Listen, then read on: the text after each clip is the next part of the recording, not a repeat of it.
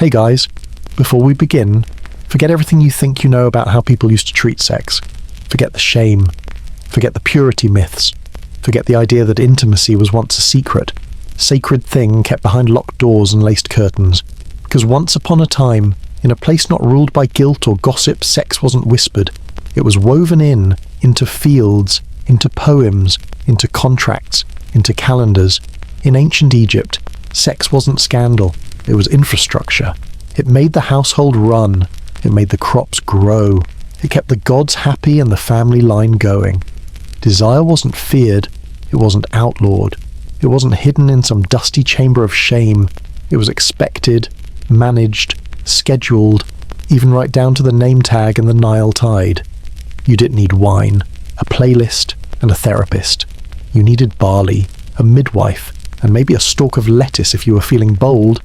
Because yes, sometimes flirtation came with produce, and sometimes creation myths involved gods doing things you probably wouldn't tell your grandmother about. But that wasn't shameful. That was sacred.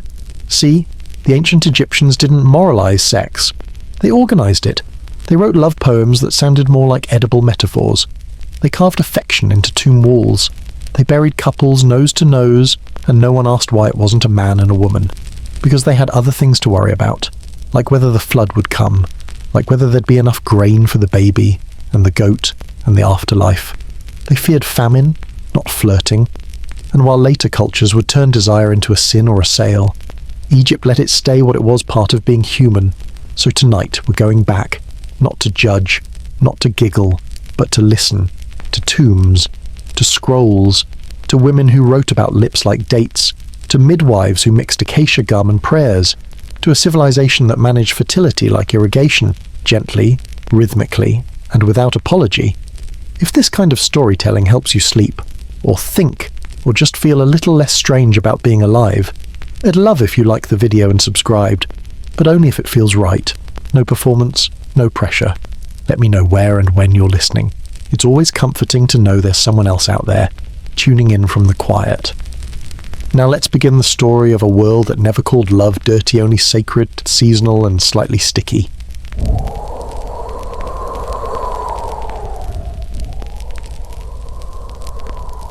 You've probably heard the phrase sex sells, but in ancient Egypt, sex didn't sell anything because no one thought it needed to.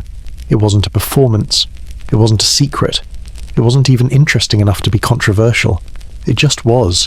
Like planting barley in spring or checking the flood level of the Nile. In a culture built on cycles, sunrise to sunset, sowing to harvest, life to death, and back again, sexuality wasn't taboo. It was infrastructure, necessary, predictable, and, ideally, well irrigated. Now, this might sound strange to modern ears, especially if you were raised in a world where desire gets packaged in perfume ads and hushed behind velvet curtains. We've been taught to associate sex with seduction, secrecy, or shame. We make jokes about it in locker rooms. We turn red when someone brings it up at dinner. We put it in movies but pretend we're watching for the plot. In the modern West, sex is either sacred or scandalous. Rarely is it practical.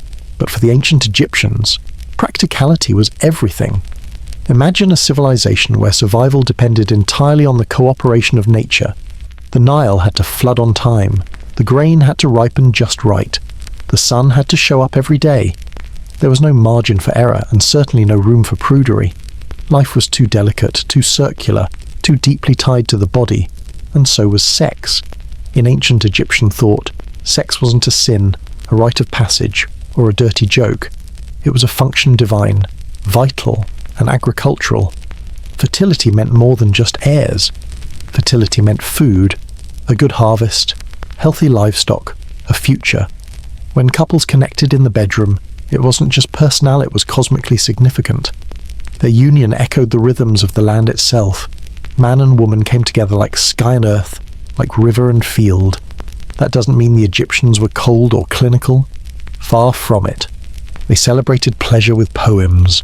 They carved flirtation into pottery shards. They painted tender embraces onto tomb walls, but none of it was whispered. No one pretended it didn't happen. They didn't invent euphemisms. They didn't need them. Where we might say make love, they would simply say, live well. Sex was seen as good for the body, good for the home, good for society, and most importantly, good for the gods. Because in ancient Egypt, even the gods were doing it, not in abstract metaphorical terms, either. Their entire theology was soaked in sexuality, not pornographic, but sacred. Creation itself began, depending on which myth you follow, with a solitary act of divine self-pleasure. The god Atum, the first being, produced the air and moisture of the world through a process that we can politely refer to as solo cosmic determination. The Egyptians didn't flinch at this idea. They revered it. Because to them, the body wasn't something to hide. It was a vessel of power, a reflection of cosmic order, and sexuality, when expressed harmoniously, was one of the purest ways to uphold Ma'at, the sacred balance of the universe. Now that's a word worth pausing on, Ma'at, to us. Balance is a goal, something you work toward after a burnout, or when your therapist tells you to take fewer Zoom calls, but for the Egyptians, balance was everything. Ma'at wasn't just a principle, it was the organizing law of existence. When things were in balance between order and chaos, life and death, male and female, the world worked.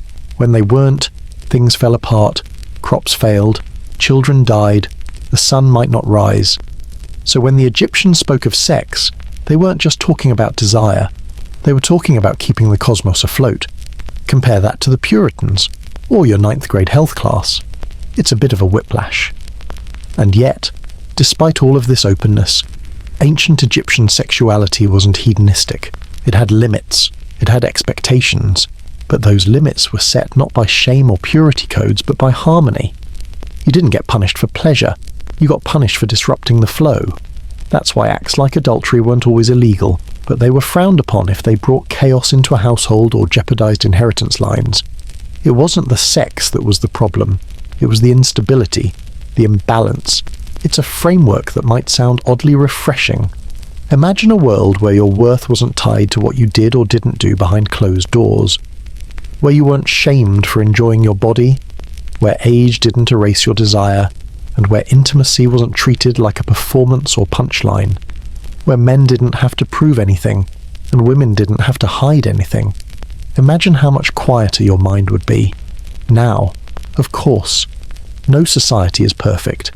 Egypt had hierarchies, power struggles, gender roles, injustice. But when it came to sex, they skipped the theatre and went straight to the truth. They saw the body as honest. They let it speak, which might explain why you won't find many ancient Egyptian laws regulating sexual behaviour. But you will find temples adorned with symbols of fertility. You'll find goddesses of love, painted in soft curves and surrounded by musicians. You'll find statues of men carved proudly, even absurdly, with their virility on display not to titillate, but to inspire. And you'll find, again and again, a quiet understanding that physical connection is part of the great cycle, that desire is not distraction but devotion. If that all sounds too poetic, remember, this was a society that also used lettuce as an aphrodisiac and considered a good beer-brewing wife to be a jackpot. Their wisdom was practical, their humour was earthy, their love was real. The culture didn't blush, it irrigated, fertilised, harvested, and thrived. And if the Nile teaches us anything, it's that what flows freely gives life. Before the pyramids, before the pharaohs, before Cleopatra stirred wine with her pearls or priests weighed your heart against a feather, there was Atum, alone. In the vast silence of pre-creation, there were no stars, no rivers, no temples, just one God, one will. And, as the Egyptians tell it, one extremely committed act of self-involvement. Atum didn't wait for a soulmate. There were no rituals to consult, no partners to align with under the stars. Instead, he reached within himself, literally and symbolically, and from his solitary act of desire, the world began to unfold. He brought forth Shu, the air, and Tefnut, the moisture, two divine forces born from the pure, undiluted will to create, not through war, not through sacrifice, but through something far more intimate, the body. The Egyptians didn't flinch at this origin story. They revered it. Because to them, creation wasn't violent or shameful. It was sensual, necessary, sacred. Desire wasn't a glitch in the divine system. It was the spark, And that attitude didn't stop with Atum. The ancient Egyptian pantheon was not chaste. It didn't try to dress its gods in eternal celibacy or vague metaphors. These deities lived, loved, lusted, and occasionally got themselves into extremely complicated mythological entanglements. Take Osiris and Isis. You might know them as the royal couple of Egyptian mythology, husband and wife, king and queen, symbols of order and rebirth. But their story, like most divine legends, is laced with drama and anatomical challenges. Osiris, the god of the afterlife, was murdered by his jealous brother Set. Not satisfied with a simple stabbing, Set dismembered Osiris into pieces and scattered them across the land. Isis, devoted and undeterred, collected each fragment of her husband's body, every limb, every shard, except one. His phallus had been thrown into the Nile, and, well, the crocodiles weren't feeling merciful that day. So Isis did what any ancient goddess would do. She made a new one. From magic, from memory, from myth. She reconstructed Osiris in full, breathed life into his form, and conceived Horus, the falcon-headed god of kingship and vengeance. It's not just a love story, it's an origin story, and again, no one blushed. The Egyptians didn't find this detail obscene or comedic. They found it powerful. The act of recreation, of making a body whole through desire and intention, was divine labor, sacred repair. Sex wasn't for pleasure alone, it was for resurrection. But if you think that's as far as Egyptian mythology goes, allow me to introduce Min. Min didn't hint at things. He didn't veil his symbols in metaphor. He stood, quite literally, as the god of male potency and fertility, with his defining attribute prominently featured. You've seen statues of gods posed in noble calm, hands folded, robes flowing. Min was not that. He was usually carved in near total nudity, holding his erect member in one hand like a staff of cosmic authority, in the other hand a head of lettuce, yes, lettuce, because in the symbolic language of the ancient Egyptians, lettuce wasn't just crunchy salad material. It stood tall, it oozed a milky white sap when cut. It grew upright in desert soil and thrived in harshness. To them, that wasn't a coincidence, it was a message. Lettuce became an offering to Min during fertility festivals. Worshippers would present it with reverence, hoping for virility, conception, or just a little extra favour in their household affairs. They weren't coy, they were practical. Min statues weren't smuggled in dark corners. They stood in temples. His festivals weren't hidden rituals. They were public celebrations. Because for the Egyptians, fertility wasn't a sideshow. It was at the centre of everything.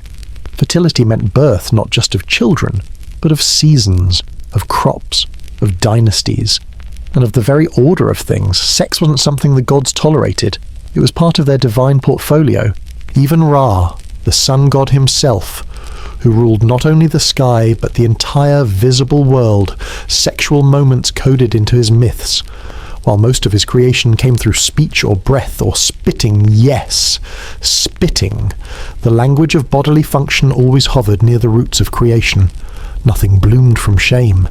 It's a striking contrast to so many other ancient systems, where gods punished lust or demanded chastity, where desire was depicted as a temptation, a trap, a thing to be resisted. In those worlds, power came from denial. But in Egypt, power came from flow, from fertility, from rhythm. Their deities danced in and out of sensual roles, not because they were immoral, but because they were complete, masculine and feminine, ordered and chaotic, intimate and immortal. It wasn't about indulgence, it was about balance. You couldn't rule the skies if you didn't understand the earth. You couldn't bless the fields if you didn't embody the force that made them grow. The gods were architects of life, and life, at its foundation, is rooted in union, which might explain why temples, those towering symbols of power and prayer, often bore carvings not just of thrones and spears, but of lotus blossoms, breasts, and swollen bellies. Fertility gods were honoured with music, wine, and incense. The scent of seduction wasn't sinful, it was sacred. In some rituals, women would sing songs invoking Hathor, the goddess of love and pleasure, while shaking sistrums, ancient instruments designed to mimic the sound of stirring desire. Men would offer oils and fresh linens to ensure their homes and wives remained fertile and sweet-smelling. These weren't superstitions. They were symphonies, echoes of a world view where creation wasn't made by lightning bolts, but by touch. So the next time someone tells you that ancient cultures were repressed, or conservative, or prudish, remember Atum solitary spark. Remember Isis devotion. Remember Min, proudly carved in stone, holding his symbols like tools of cosmic alignment. In Egypt, the gods didn't just create life, they desired it, and that made all the difference. If you were a man in ancient Egypt trying to spark a little romantic interest, you wouldn't send roses, you wouldn't recite a poem under the stars, and you definitely wouldn't fire up a dating app or ask for her horoscope sign. No, you'd bring lettuce. Not a bouquet of flowers, not a bottle of wine. Lettuce. Because in ancient Egyptian culture, few things said am interested like a sturdy stalk of romaine. To the modern mind, that might sound ridiculous. Salad as seduction, a side dish as a symbol of desire. It's hard to imagine a modern couple locking eyes across the dinner table and blushing over a Caesar. But for the Egyptians, lettuce wasn't at lunch. It was loaded. This wasn't the wilted kind you push aside at the diner. Their lettuce grew tall, upright. It exuded a milky white sap when cut. And if you're already catching the metaphor, so did they. The symbolism wasn't subtle, and that was the point. In the symbolic world of Egyptian religion, physical traits often carried spiritual meaning. Nature wasn't random, it was a divine language, and the lettuce spoke volumes.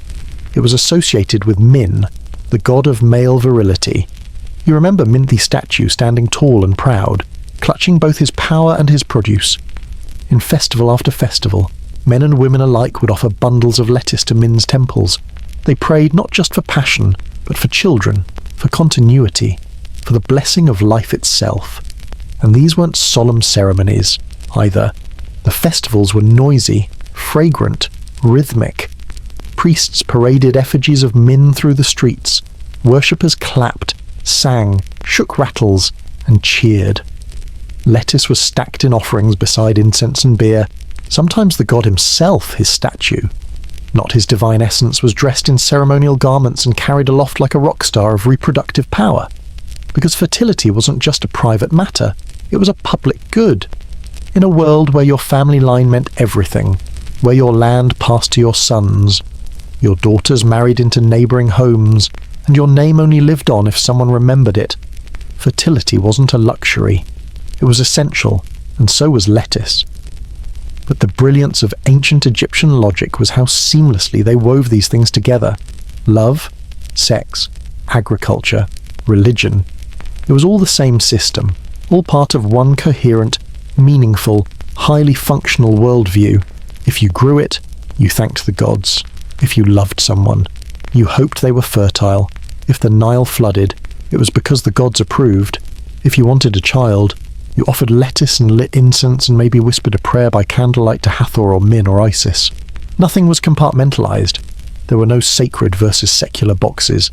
Life wasn't split into body and soul, pleasure and duty, romance and survival. It was one river, many branches, and desire flowed through all of them. Even the foods you ate came wrapped in meaning. Bread represented sustenance. Beer was joy, celebration, daily survival in a world without clean water. Garlic protected, onions rejuvenated, and lettuce was ambition. Not just to survive, but to thrive, to build a home, make a family, continue the story. A man who brought lettuce wasn't just flirting. He was declaring intent, now. Did it always work? Who knows? Women, then as now, had their own opinions. Maybe she appreciated the offering, maybe she rolled her eyes and saved it for dinner. Maybe her grandmother had already blessed her with better herbs and sharper judgment. But the gesture mattered. It was public, visible, serious in its silliness, and it stood in stark contrast to the rituals of repression that would define later civilizations. Where love was legislated, where desire was hidden, where fertility became a negotiation behind closed doors, the Egyptians didn't hide what they wanted. They prayed for it. They danced for it. They planted it in fields and harvested it in silence and song. They looked at their bodies, their hunger, their joy, and decided these were not shameful things, but sacred ones. And isn't there a certain elegance in that in a world where everything now is branded, where love comes in swipes and dates are content opportunities, where you're told to optimize your life like a startup? Maybe it's worth pausing for a moment on a culture that believed in lettuce, not as food, as a metaphor, as a prayer, as a bridge between man and God, field and family, flesh and future. Because there was logic in it. If you wanted life to flourish, you didn't just pray, you tilled the earth. You watered the soil. You carried your offering to the temple not in shame, but in hope. And you asked, not for luck, but for rhythm, for balance, for mat. Even now, the image lingers. A man, perhaps no wealthier than the next, standing under the sun in a white linen kilt, clutching a bundle of green. No script, no pickup lines, no flowers flown in from distant lands. Just a stalk of something local, something honest. He believed in what it meant. He knew what it promised. And maybe, just maybe, she did too. Not every love story involves gods and magical phalluses. Most don't start in temples or end in pyramids. They begin in fields, in kitchens, in quiet courtyards where dust settles on the morning bread and someone's goat has wandered into the neighbour's laundry line again. In ancient Egypt, just like anywhere else, intimacy didn't belong only to the powerful. It lived in the small moments, in the hours between work, in the routines that kept the household running. It slipped in after the animals had been fed and before the grain was measured. It was woven into the fabric of daily life, like the linen that hung on every body and flapped on every clothesline. If you were a farmer, a potter, a brewer, or a scribe, chances are your love life didn't include public processions or divine letters rituals. It wasn't accompanied by harpists or sealed by high priests. It was simple, practical, and, by all accounts, quietly affectionate. There was no wedding ceremony to mark your union, no cake, no bouquet, no drunken uncle making a speech. You didn't register your love with the state or recite vows under a palm tree. You just moved in together, shared your bread, your linen, your workload, your bed. That was it. If two people agreed to live under the same roof, shared food and labour, maybe raised a goat or two, then society accepted them as a couple. A marriage in ancient Egypt was less about ritual and more about function. You married the person who could help you survive the seasons, manage the grain, raise the children, and maybe, just maybe, make you smile when the Nile refused to flood. Intimacy didn't need ceremony. It needed timing and a place to sleep. Beds were usually simple wooden frames strung with woven fibre if you could afford one. Otherwise, it was a mat on the floor, sometimes shared with children, sometimes shared with cousins, always shared with the ambient noise of a house that never really slept. Walls were thin, neighbours were closer, privacy was a relative term. And yet, people found ways. They made time. They made space. A roof corner here, a curtain drawn there, a few whispered words between dusk and dawn, a playful glance while grinding grain, a touch that meant I see you. I remember who you were before the blisters and the babies and the bread. That was intimacy in Egypt. It was not flashy, but it was present. Couples weren't shy about it either. They didn't hide affection like it was something to be ashamed of. Tomb paintings sometimes showed husbands and wives standing face to face, hands touching, gazes soft. These weren't sterile images of social roles. They were glimpses of real connection, of people who shared more than just chores and children. And sometimes they even wrote about it. Not in diaries paper was precious, but in sherds of broken pottery, a discarded bowl, a chipped storage jar. These humble fragments, known as ostraca, became makeshift notepads, and once in a while, they carried more than tax records or shopping lists. They carried love notes. Yes, real ones. Lines like, "I dream of your beauty by night," or "Come to me in secret, and the gods will look away." Words scribbled in hurried ink, tucked away like treasures. Messages passed between lovers who had no time for poetry, but still made room for it anyway. It's comforting to think that people 3,000 years ago were just as desperate and just as clumsy in expressing their feelings as we are now, that they forgot anniversaries, that they tried, failed, and tried again, that they argued over chores and made up over soup, because they did. Marriage in ancient Egypt was a partnership, first and foremost, Both partners worked, both contributed. Women managed the home, yes, but they also ran shops, brewed beer, wove linen, raised livestock, and sometimes filed lawsuits. Men worked the fields, hunted birds, fixed irrigation ditches, and sometimes stayed home when their wives were more skilled in the marketplace. It was a matter of who could do what, and how well, not who had the higher title. Of course, not every relationship was romantic. Some were practical arrangements, others were messy, mismatched, or born of necessity. But even in those cases, there's evidence of care, of families formed not through fairy tales but through quiet persistence. That's what made Egyptian relationships so real. They weren't gilded myths. They were human. You can almost see it, can't you? A woman grinding barley, sweat beading at her temples, half listening to her children squabble over a toy made of reeds. Her husband returns from the field with dust on his skin and a sprig of something green in his hand. Not flowers, probably onions, but he hands them to her like they're precious. And they are. Because in this moment, neither of them is young, neither of them is clean, but both of them are still trying, still choosing. That's how normal people got it on. Not through magic, not through rituals, but through proximity, labour, humour, hope, and a willingness to keep sharing the same bed, even when it creaks.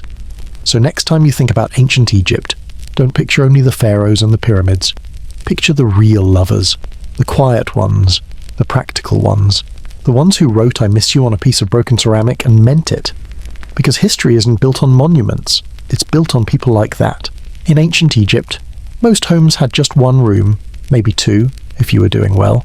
A courtyard in the middle, a ladder to a flat rooftop, a single hearth for cooking, a few mats on the floor, a chest for clothes, a shelf for idols, a quiet place for the dead, and if you were lucky, a clean jar of water in the corner, catching the last light of the afternoon.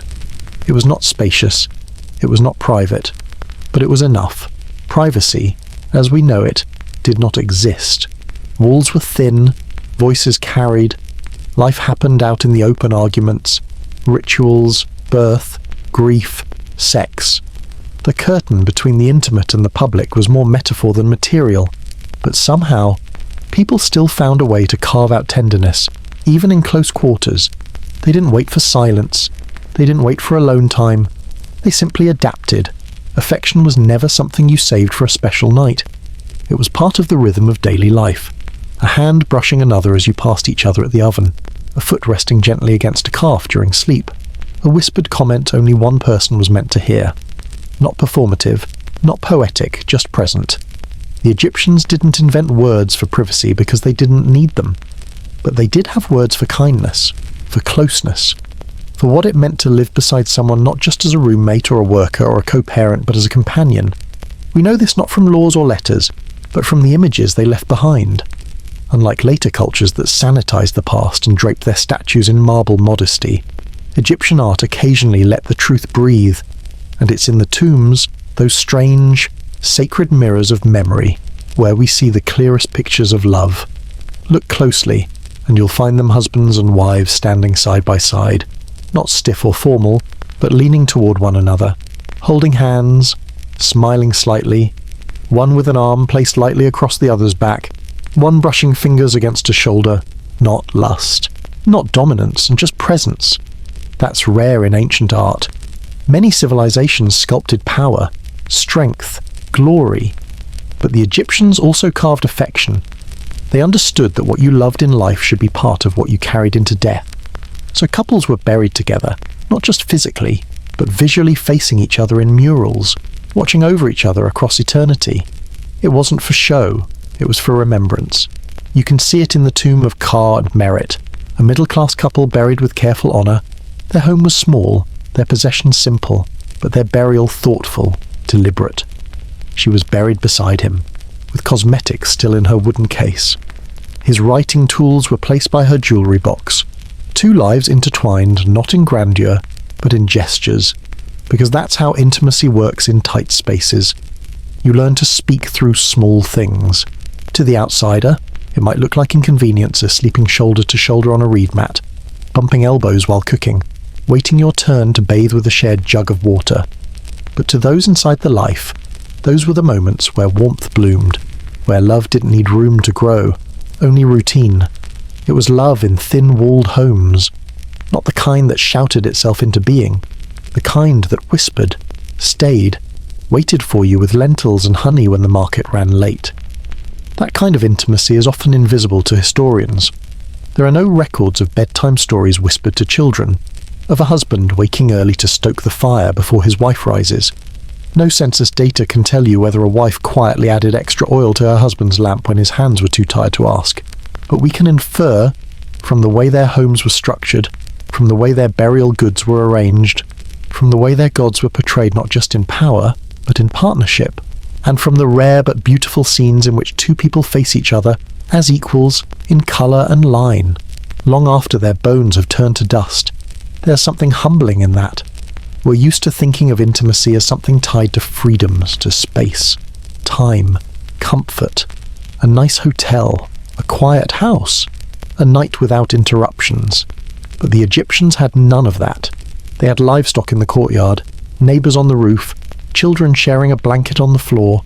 They had illness, floods, short lifespans, long work days, and still they had tenderness. Still, they found each other in the noise. Still, they made eye contact in paintings meant to last forever. That tells you something, doesn't it? That love doesn't need to be declared to be felt. That affection doesn't need a stage to be meaningful. That when you build a life together, even one room wide, you don't need silence to feel seen. You just need someone who remembers to pour your water first. If you've ever planned a wedding or paid for one, you know the ritual can feel less like a celebration and more like a negotiation with God, the florist, and the in-laws. There's the venue, the vows, the cousin who insists on giving a toast he didn't rehearse, and the unspoken tension around who paid for what. Now picture this ancient Egypt. No tuxedos, no colour schemes, no wedding planners with clipboards and existential fatigue, no DJ, no late uncle who somehow always gets the microphone. In fact, no ceremony at all. Getting married in ancient Egypt was refreshingly simple. There was no priest, no public declaration, no license to sign or parchment to file. You didn't need to gather witnesses or register with a temple. You just agreed. You and your partner decided to share a life, a house, a bed, a loaf of bread. That was it. Marriage wasn't a performance. It was logistics. There was no aisle to walk down, just a threshold to cross. You brought your belongings into someone else's home, or they brought theirs into yours. If the living arrangement worked, the marriage was acknowledged. If it didn't, well, you packed up and tried again somewhere else. There were no white dresses, white linen, maybe, but that's what everyone wore, married or not.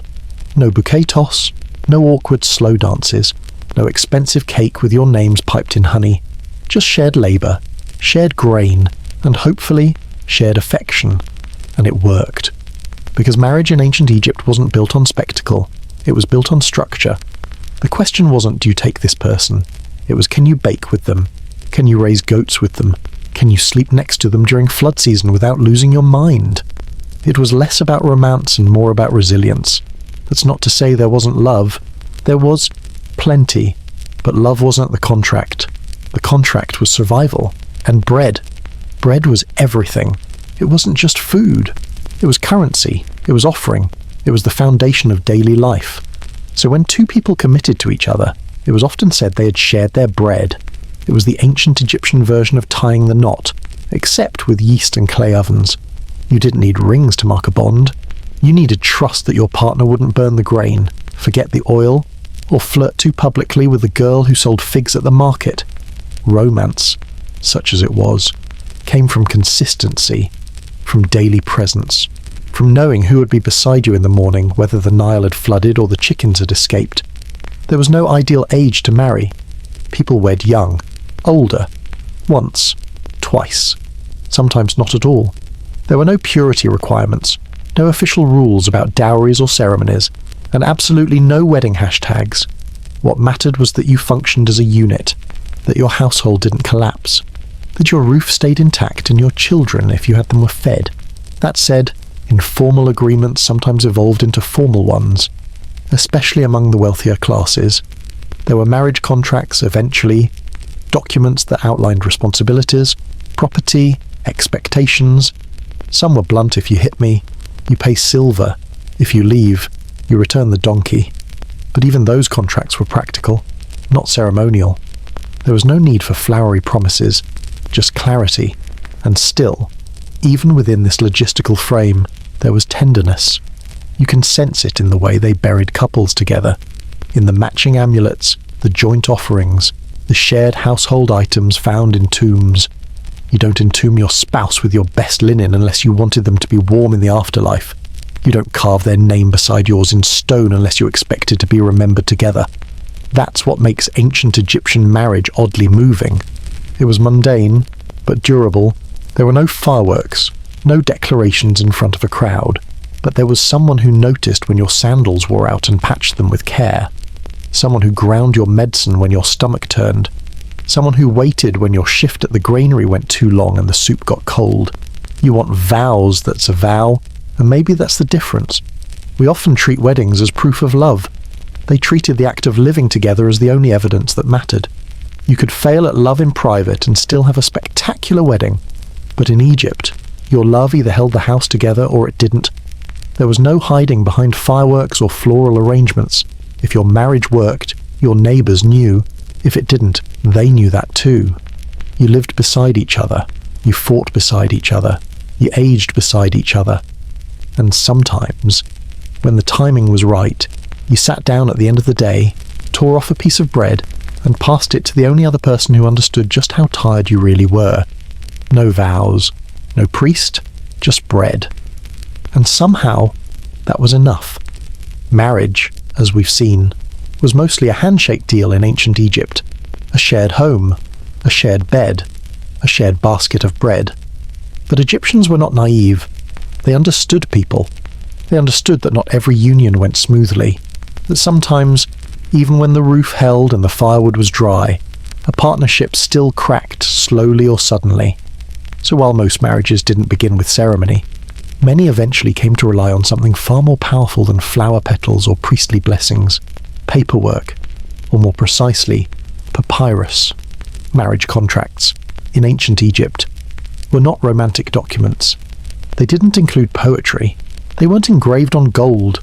They didn't rhyme or mention destiny, but they were specific, practical, occasionally brutal, and quite often more progressive than anything Europe would dream up for another 2,000 years.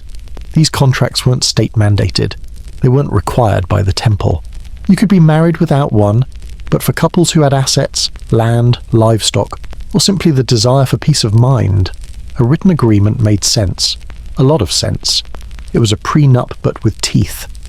These documents spelled out who brought what into the relationship, whose goats were whose, who owned the clay jars, who controlled the bread oven, the spinning tools, the grain silo, and most importantly, what would happen if things went sideways. Because the Egyptians, ever honest about human nature, built their contracts around two timeless facts: people make promises, and people break them. So the contracts anticipated betrayal, and punished it. Here's one common clause. If the husband raises his hand against his wife, he shall pay her 1.5 measures of silver. Not poetry, but policy. These weren't vague statements about irreconcilable differences. They were clear, cold, and enforceable. Hit your wife, pay up. Disgrace her in public, fork over grain, linen, or silver. Try to leave her without cause. Be prepared to divide the house and walk away empty-handed. It's worth pausing on that. Because while many ancient societies treated wives as property, transferable, disposable, invisible, Egyptian women had legal agency. They could own land, start businesses, inherit wealth, file lawsuits, and, crucially, they could initiate divorce. If a marriage became unbearable, a woman didn't have to wait for her husband to grant her freedom. She could walk into a court, present her claim, and leave with her property intact. If she had children, she often kept them. If she had a dowry, it returned to her. If her husband had wronged her, the penalties were spelled out in ink. The Egyptian system wasn't perfect. Patriarchy still ran through the bones of the culture. but it was far more flexible and realistic than what came later. These contracts recognized something essential, that love might be real, but consequences had to be written down. There was something refreshing about that level of clarity. Today, people spend months planning a wedding and 5 minutes glancing at a prenup if they sign one at all. In ancient Egypt, couples may have skipped the ceremony altogether, but they knew the value of outlining expectations. You want commitment, put it on papyrus. You want trust, make it enforceable. The phrasing of these contracts was often dry, but the intent was anything but. Take this line from a preserved document in Deir el-Medina, a worker's village. If he takes another wife while I am his, he shall provide a house, clothes, and food for me as before. And if not, I shall take what is mine and depart. Simple, sharp, non-negotiable. No public trials, no moral outrage, no need to prove worthiness or victimhood, just an exit plan. And notice the focus not on emotional betrayal, but on practical disruption. If you introduce instability into the household, if you diminish your partner's standing or security, then restitution is due. It wasn't about vengeance, it was about balance. Mart again, the sacred concept of harmony. Even in the home, even in marriage, the Egyptians saw the need to maintain cosmic order. You disturb that order, you pay for it. That didn't just apply to men, either. Women were also held accountable. If a wife abandoned the home or failed her agreed-upon duties, she too could be penalized, though the language tended to emphasize restoration rather than punishment. The aim was to preserve fairness, not to enforce control. What's striking is how contemporary these documents feel. We tend to think of ancient people as primitive, but these contracts sound like they could have been drafted yesterday, minus the references to goats. They show a culture that understood long-term partnerships require more than emotion. They require systems. This wasn't cynical, it was responsible, and for many couples, it worked. There's evidence that marriage contracts gave both partners more freedom, not less. They provided a framework for negotiation, a template for dignity, a way to leave with what you came in with, or to stay knowing that your worth had been recognized on paper, in ink, in terms no one could ignore. So while there were no diamond rings or 5-tier cakes in ancient Egypt, there was something arguably more romantic accountability. Because at the end of the day, love is not always grand gestures. Sometimes it's making sure the person beside you knows where they stand. That if things go wrong, they won't be erased. That if things go right, it's because you both chose to stay, not because you had no other option. No drama, no show, just protection. In the world of love, that might be the most underrated gift of all. Not every ending needs to be a war. That was the quiet wisdom of ancient Egypt, where marriage, like most things in life, was seen through the lens of practicality. You lived together, you worked together, and if it stopped working, you split the grain, divided the clay pots, and went your separate ways. No screaming in the streets, no public shaming, no dragging each other through endless hearings, no custody battles dragged out under a judge's sigh. Just a quiet understanding if love no longer lived here. You didn't have to either. Divorce wasn't scandalous in ancient Egypt. It wasn't headline material. It was simply another kind of agreement, a reversal of logistics, a calm exit from a partnership that no longer served its purpose. There was no official ceremony for marriage, and so there was no official one for divorce. It wasn't a courtroom affair. There were no barristers in linen wigs, no formal oaths, no witnesses swearing loyalty to one side or the other. The process was handled locally, communally. You notified neighbours, you informed elders, sometimes scribes. You acknowledged the end of cohabitation and you moved on. Most importantly, you divided the household, and when the Egyptians said divide, they meant it literally. You got the oven, I get the pots. You keep the goats, he'll take the spinning wheel. My mother's amulet comes with me. The garden hose stays. Some contracts outlined this ahead of time, an early form of asset mapping. Others were settled in real time, not as fights, but as facts. There was no expectation that one person walked away with everything. No revenge clauses, no inflated sense of emotional ownership. The goal wasn't to win. The goal was to leave in balance. If there were children involved, as there often were, there was a default assumption they stayed with the mother, especially if they were young. This wasn't framed as maternal destiny or sacred femininity. It was logistics again. The mother was often the one most connected to the daily rhythms of the home feeding, clothing, watching for illness, teaching basic skills. So when the family broke apart, the children simply remained where the patterns already existed. That's not to say fathers vanished. Egyptian men, if honourable, continued to support their children financially and materially. Sometimes this was spelled out in writing. Other times, it was enforced through social expectation. But most importantly, it was normalised. Providing for your children after a separation wasn't charity. It wasn't punishment. It was your duty. And unlike other ancient cultures that treated divorced women as damaged goods, Egypt left room for re-beginning. A woman who had left a marriage could remarry, could start a new household, could inherit, lend, sue, and worship. She wasn't locked out of society. She wasn't whispered about in corners. She simply returned to her family's home, to her work, to her community. There was a phrase used sometimes in reference to a divorced woman. She went back to her house. Not exile, not disgrace, just back. Back to where she had come from. Back to where her name still meant something. Back to where her bread was already rising in the oven and her sandals had not been moved from their place by the door. It's hard not to admire the steadiness of that, because we live in a world where endings are often theatrical, where divorce is whispered, dragged, prolonged, where entire identities are built around bitterness, where failure is confused with fault, and every parting must be someone's loss. But the Egyptians seem to know something we still struggle with, that not all stories need climaxes. Some just need closure. When a partnership failed, it wasn't a statement about morality. It wasn't even unusual. Life was long. Things changed. People shifted. And if they couldn't make it work anymore, they didn't set fire to the house. They just cleaned it out. There's something deeply human about the way they handled it. Quiet, honest, protective, above all, of what still mattered: the children, the property, the dignity of both parties.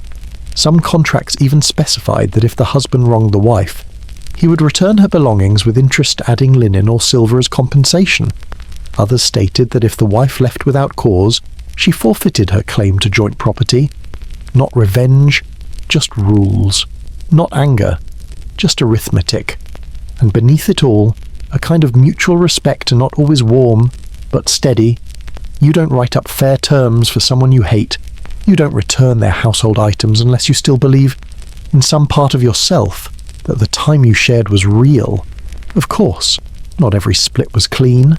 Human nature being what it is, there were surely arguments, grudges, jealousies. But the system itself wasn't built on those emotions. It was built on structure, on predictability, on the understanding that when two people stopped being partners, they could still be adults. There's one preserved case where a divorced man later tried to reclaim a few items he'd forgotten to list during the property division. The scribes denied him. The ink was dry. The agreement stood, final, and so he went home. Without the spindle, without the insult, just a little more humbled than before. Divorce without drama, that's the legacy. And maybe, just maybe, it's one we could borrow from. Imagine a world where separation wasn't seen as a collapse, but a conclusion, where children weren't used as weapons, where courts weren't clogged with broken hearts trying to turn into lawyers, where people walked away not to hurt but to heal, where when love ended, you simply divided the bread, the dishes, the silence, and went home. Not because you failed, but because you remembered how to let go without forgetting what was once good. Let's talk about shame. Not the useful kind, the feeling that keeps you from stealing your neighbour's goat or yelling at a waiter.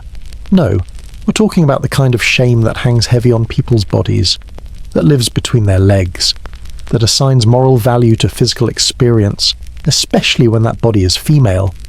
The kind of shame that says you're worth less because you've done more. That kind the ancient Egyptians didn't invent it. In fact, they seemed fairly uninterested in it, in a culture that carved entire temples to fertility gods and considered lettuce an erotic symbol. The concept of virginity as a moral badge simply didn't exist. There was no ceremony for it, no inspection, no white linen test on a wedding night, no uncle standing in the courtyard holding a soiled sheet like a flag of honour. Because for the Egyptians, a woman's value wasn't measured in how many people she hadn't touched. It was measured in what she did with her life, how she ran a household, raised children, managed resources, prayed to the gods, passed down stories, honoured the ancestors. Sex was part of that life. But it was not the deciding factor in her dignity, and that's a pretty radical idea, especially when you contrast it with the societies that came after, cultures that turned virginity into a marketplace commodity. That tied a woman's honour to an invisible line, that punished curiosity, invented tests, wrote hymns to purity, branded experience as damage, built systems around the idea that women were either untouched or unworthy. Egypt didn't bother. There is no known Egyptian word that means virgin in the ceremonial or moralistic sense. The closest terms describe age or experience young girl, not yet initiated, still at home, but those weren't judgments, just facts of life, temporary ones.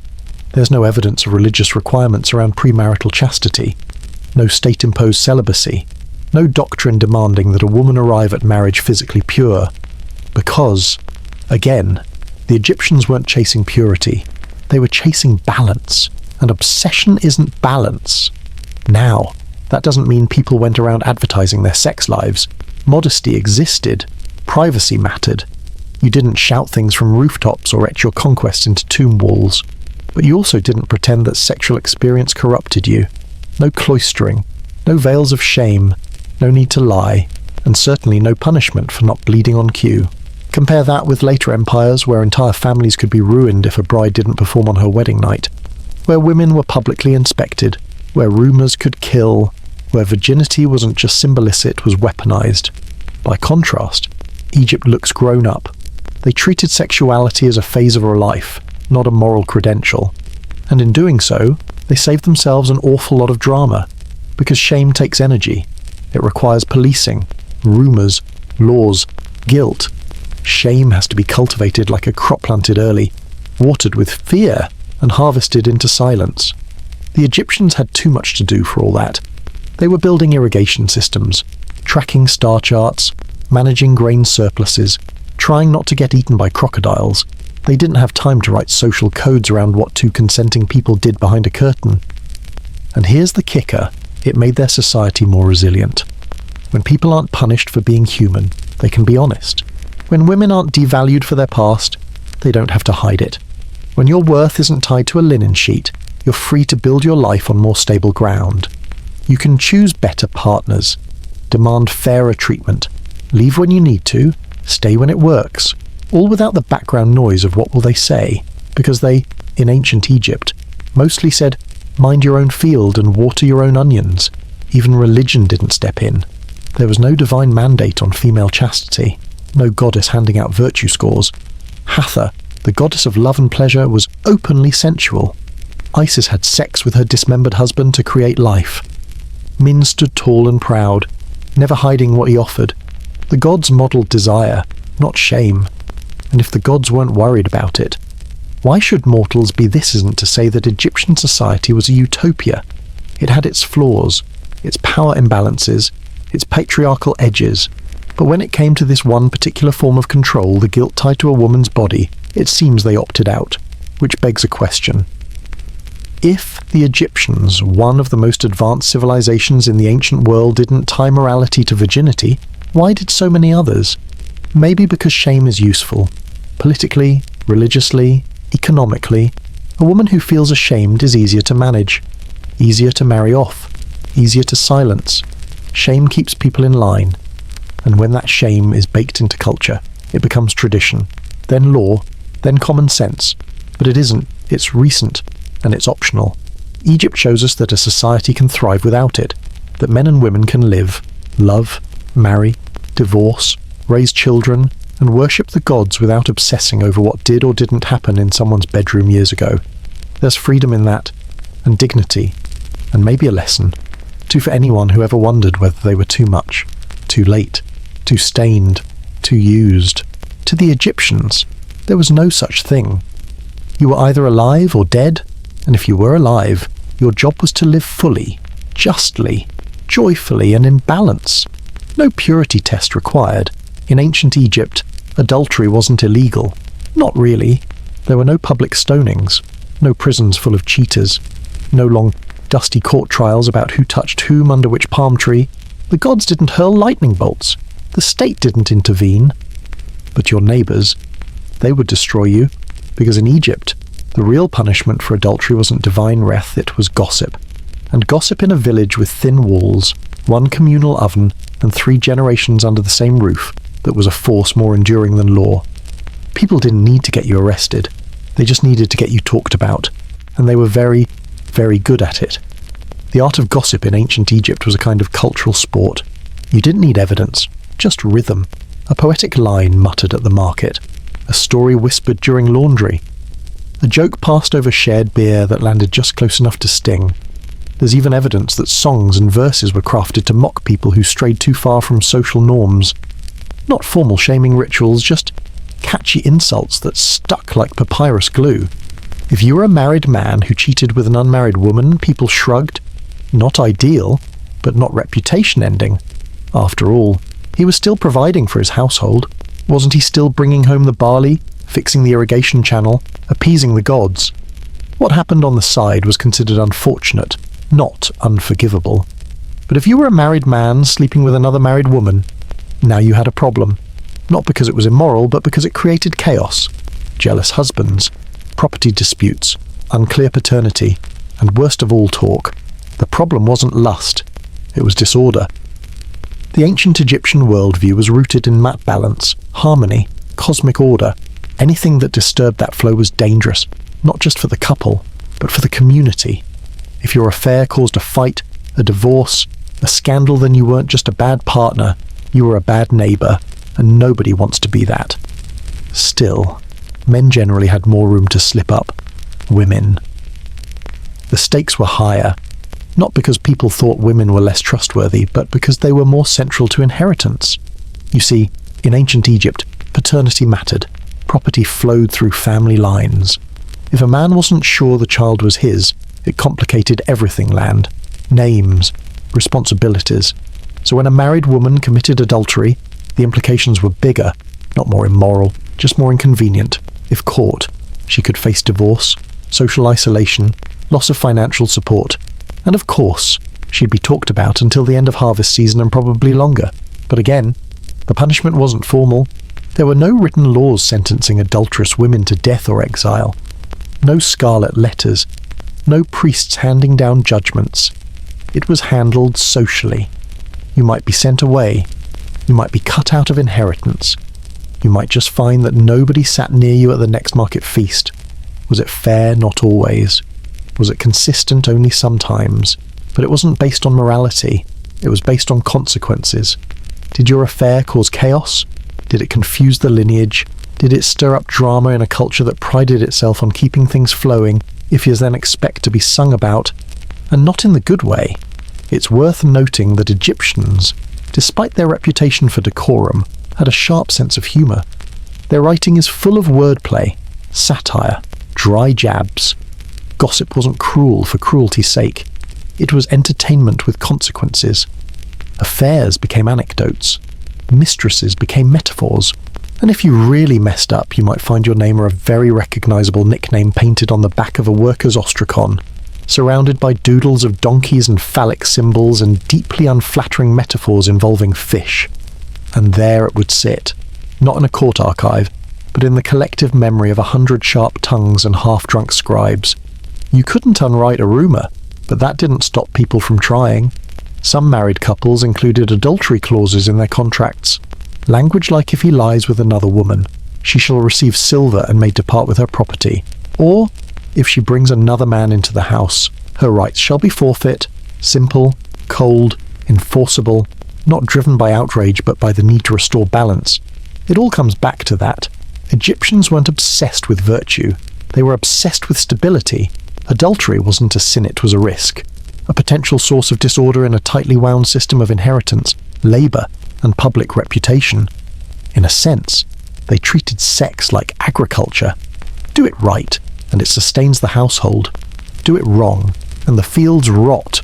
So people managed their reputations with care, not because the gods were watching, but because the neighbours were listening, and they had excellent memories. It's a fascinating contrast to later civilizations that turned adultery into high crime, punishable by stoning, exile, torture, where the state, the church, the father, the husband, everyone but the woman herself had a say in her punishment. Egypt never quite went there. They had their hierarchy, their injustices and their biases, but they didn't weaponize morality the same way. They used gossip instead, which, let's be honest, might hurt more in the long run, because gossip sticks. It doesn't fade like a fine or expire like a sentence. It lingers in smiles, in pauses, in the way someone hands you a bowl with just a little too much silence. So if you were married in ancient Egypt and tempted to wander, you didn't worry about prison, you worried about poetry, about becoming a lyric in the village's next sarcastic harvest song, about seeing your love life sketched on the back of a broken plate. That, in the end, was the real justice. Not official, but effective. If your first reaction to hearing that Egyptian royals married their siblings is a horrified wait what, you're not alone. Most modern readers recoil. The very idea of marrying your brother or sister triggers a deep cultural instinct to cringe. It's genetic roulette. It's taboo. It's medieval right-wrong. In fact, it's older. And in ancient Egypt, it was royal policy. Because for Egypt's ruling class, blood was more than biology. It was ideology, theology, a political instrument. You didn't marry your sister because you loved her. You married your sister because you were pretending to be a god. Let's start there. To rule in Egypt wasn't just to govern. It was to embody divine presence. Pharaohs weren't kings in the modern sense. They were living gods. Walking avatars of Horus, children of Ra, intermediaries between heaven and earth. And the gods, they married their siblings all the time. Osiris and Isis, Set and Nephthys, Shu and Tefnut. Divine sibling pairs ruled the myths, maintaining balance and legacy through closed-loop bloodlines. So if the gods did it, the logic went, why shouldn't the royals? In fact, why let your royal essence get diluted by an outsider? Keeping it in the family ensured that the divine blood, however fictional or metaphorical, remained pure. Politics followed mythology, and so, generation after generation, pharaohs took their sisters, or sometimes half-sisters, as queens, not just companions, but co-rulers, publicly crowned, ceremonially equal. The royal couple became a human mirror of the cosmic pairings in Egyptian creation myths. But here's the thing biology doesn't care about your theology. Enter Tutankhamun. Born from a brother-sister union, most likely Akhenaten, and one of his own royal sisters, Tutankhamun, inherited more than just a crown. He inherited the biological consequences of too many crossed family trees. Modern genetic testing has confirmed what many suspected. Tut had a clubfoot, skeletal deformities, a compromised immune system, evidence of congenital malaria. He likely walked with a cane, possibly in pain. Probably not for long died before 20. There are theories, of course, a chariot accident, an infection, assassination. But beneath the rumours is the quiet truth that his body simply wasn't built to last. His gene pool had looped one too many times, and that wasn't unique. X-rays and DNA tests on other mummies suggest a pattern of inherited health problems among royals' malformed jaws, fragile spines, deformities that hinted at one unbreakable fact: gods might survive incest in myth. Humans do not, but by the time that became clear, the custom had calcified. It wasn't just a ritual anymore, it was a requirement. To break from it meant weakening your divine claim, and no one wanted to be the pharaoh who let the bloodline grow common. Even Cleopatra followed the tradition. Yes, the Cleopatra, Hollywood's Cleopatra, lover of Caesar and Mark Antony, the last queen of Egypt. She didn't start by seducing Roman generals. She started by marrying her brother. Two, actually, Ptolemy XIII and later Ptolemy XIV Both, of whom were younger than her, both of whom were her blood. This wasn't a romantic choice, it was dynastic necessity. Cleopatra was a Ptolemy, part of a Macedonian Greek dynasty that had ruled Egypt since the days of Alexander the Great. The Ptolemies kept Egyptian customs when it served them, and sibling marriage was one of those customs. But Cleopatra, savvy as she was, didn't stop there. She married her brothers, yes, but ruled alone, or at least with them, but past them. Eventually, she allied herself with powerful Roman men who were not her relatives, and, not coincidentally, not bound to her throne by blood. In public, she honoured tradition. In practice, she redefined power. But the principle remained to rule: Egypt was to consolidate lineage, and that meant incest. From a modern standpoint, it's repulsive. But it wasn't about attraction. It was about access, control, containment. If your sister is queen, no rival family can claim your throne. If your heirs come from a woman with your blood, no external clan gains influence. It's a closed circuit, strategic, political, and ultimately self-destructive.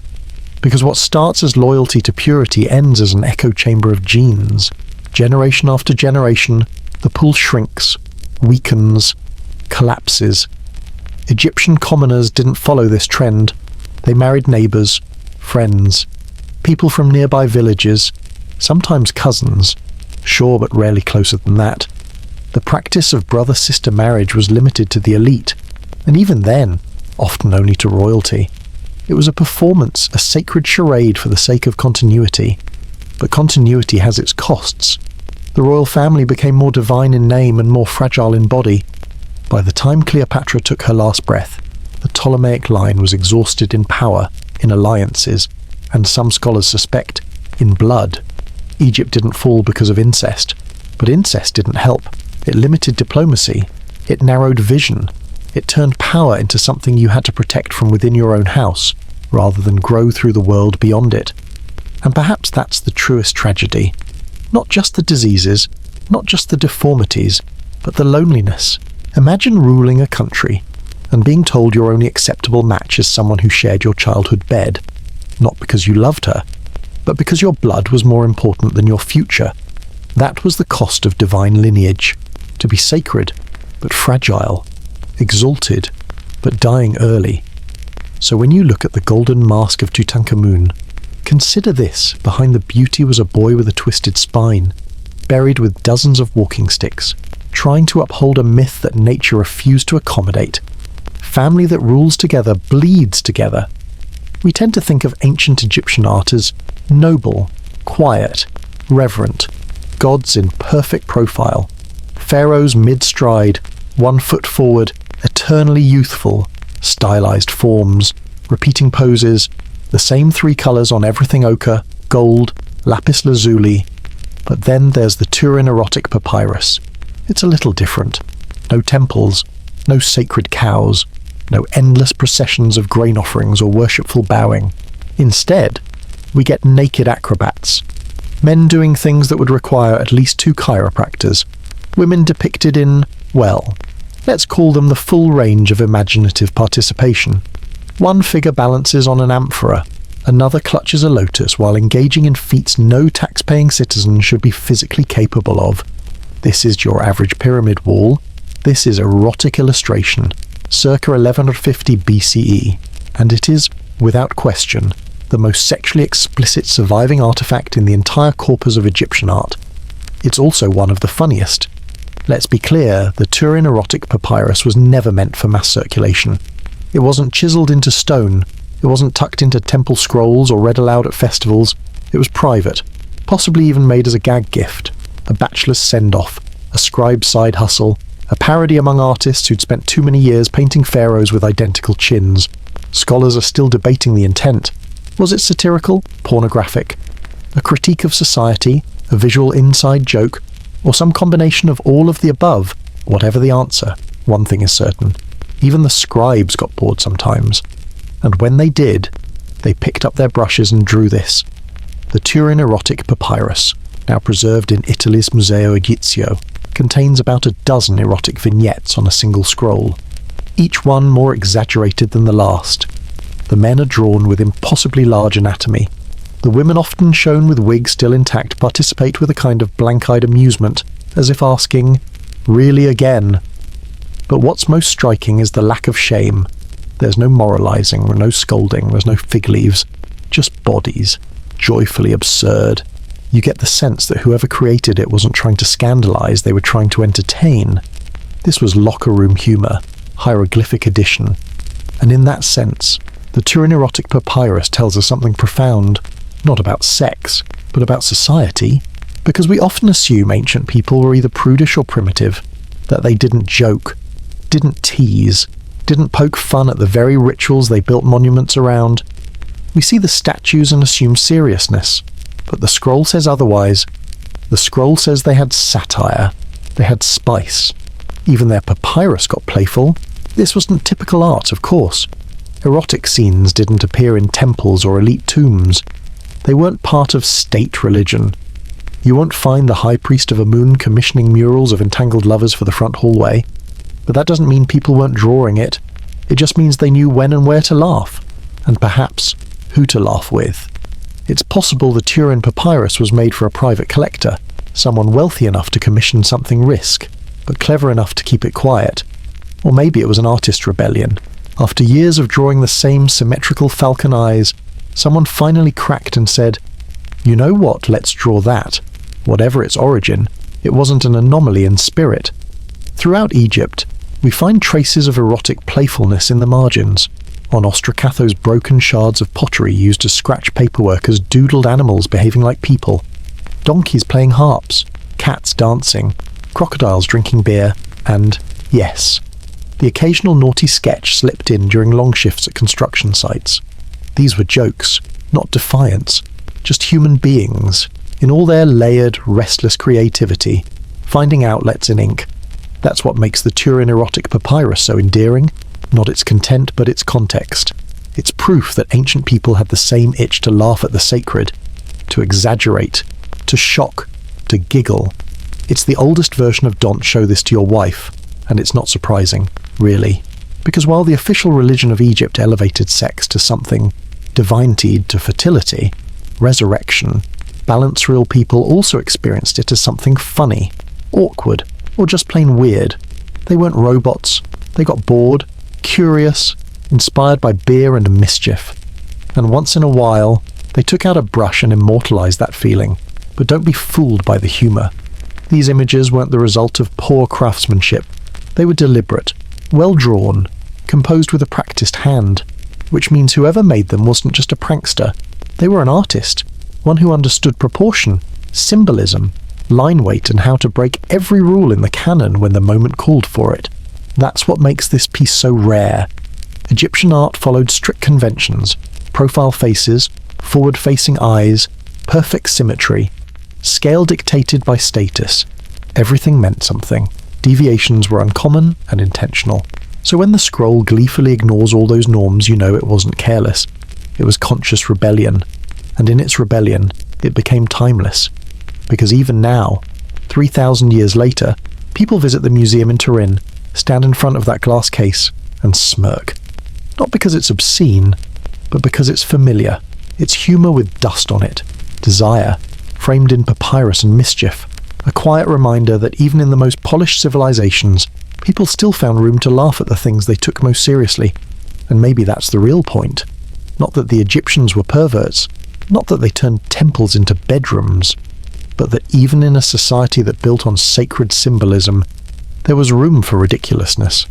That the same culture that mummified cats and aligned pyramids with stars also left behind a scroll where someone gets handsy with a wine jar, not because they forgot what was holy, but because they remembered what was human. Even their scrolls had spice. There's an idea widespread but wrong that ancient people were emotionally cold, that their marriages were arranged, their feelings muted, and their courtship about as romantic as a grain ledger. That love, as we know it, was a modern invention, a byproduct of novels, violins, and Valentine's Day. Then you read Egyptian love poetry, and suddenly the past blushes, not quietly, either, loudly, boldly, passionately, with metaphors that would raise a few modern eyebrows and maybe a few ancient gods. The Egyptians didn't just fall in love. They wrote it, they performed it, they inked it onto papyrus and pottery and read it aloud at parties. It wasn't subtle, it was vivid. Consider this line: "I shall lie down and pretend to be sick. Then you will come and visit me, and if you come near me I will get better." Now, that's not just poetry, that's a plot. A whole date night in one stanza, equal parts flirtation, manipulation, and hope. The emotional equivalent of texting you up in 1300 BCE, but with more style. And the best part, women wrote this too. In fact, many of the surviving love poems from the New Kingdom circa 1300 BCE are written from the perspective of young women. Not passive objects of desire, active voices, observing, wanting, waiting, or not waiting at all. These weren't secret diaries. These were performed at banquets, sung over harps, whispered during courtship, romantic overtures, yes, but also entertainment. Love wasn't a private struggle. It was a public art form, and that art was soaked in metaphor. Nature did the heavy lifting. The beloved's body wasn't described anatomically, but agriculturally. Her walk was like a gazelle's. Her lips were like dates, her scent like lotus blossoms opening at dusk. His arms were trees, his voice ripe grain. Love wasn't shown in actions, bloomed in images. One poem reads, "My love is a sycamore tree, and I climb its trunk to taste the fruit." That's not horticulture, that's seduction. And it worked, because in a society where modesty had its place, metaphor became a passport to desire. Everyone knew what was being said, but it wasn't said directly. It was danced around, evoked, layered in fig leaves and riverbanks and orchards that clearly weren't just about agriculture. Fruit was rarely just fruit, and water always trouble. Another poem gushes, "My heart is drenched when I pass by her house." You don't need to be a scholar to unpack that one. But for all their sensuality, these poems were rarely crude. They were clever, playful, eloquent in their desire. If someone got embarrassed, it wasn't the poet, it was the listener who blushed at their own imagination. It's worth pausing here to reflect on the audience. This wasn't written for priests or pharaohs. It wasn't propaganda. It was for people, normal people, gathered around food and drink, passing the evening with verse and laughter. Picture a courtyard lit by oil lamps, a few musicians in the corner, someone tipsy enough to read a stanza with too much feeling, someone else laughing a little too loudly, a young man sneaking glances at the girl across the table while pretending to focus on the words. That's how these poems lived, not in museums, but in moments. They were the soundtrack of infatuation, the background noise of banquets, the text messages of the ancient world written on shards of pottery, tucked into tombs, scratched onto linen, sometimes elegant, sometimes reckless, always sincere. Even their metaphors were familiar. We've all known someone whose voice was better than beer. That's not just a line, it's a memory, a soft spot, a weakness, a compliment that lands like a confession. Because beer, in ancient Egypt, wasn't just a drink. It was daily survival. It was sacred. It was safer than water. It fueled the workers, soothed the elderly, and anchored every feast. To say a woman's voice was better than beer wasn't just praise, it was surrender. It meant you, in my ears, are everything I need to be whole. And yet it's funny, because love, especially new love, is always a little funny. Even the Egyptians knew that. Their poems are full of awkward moments, eager stares, missed signals.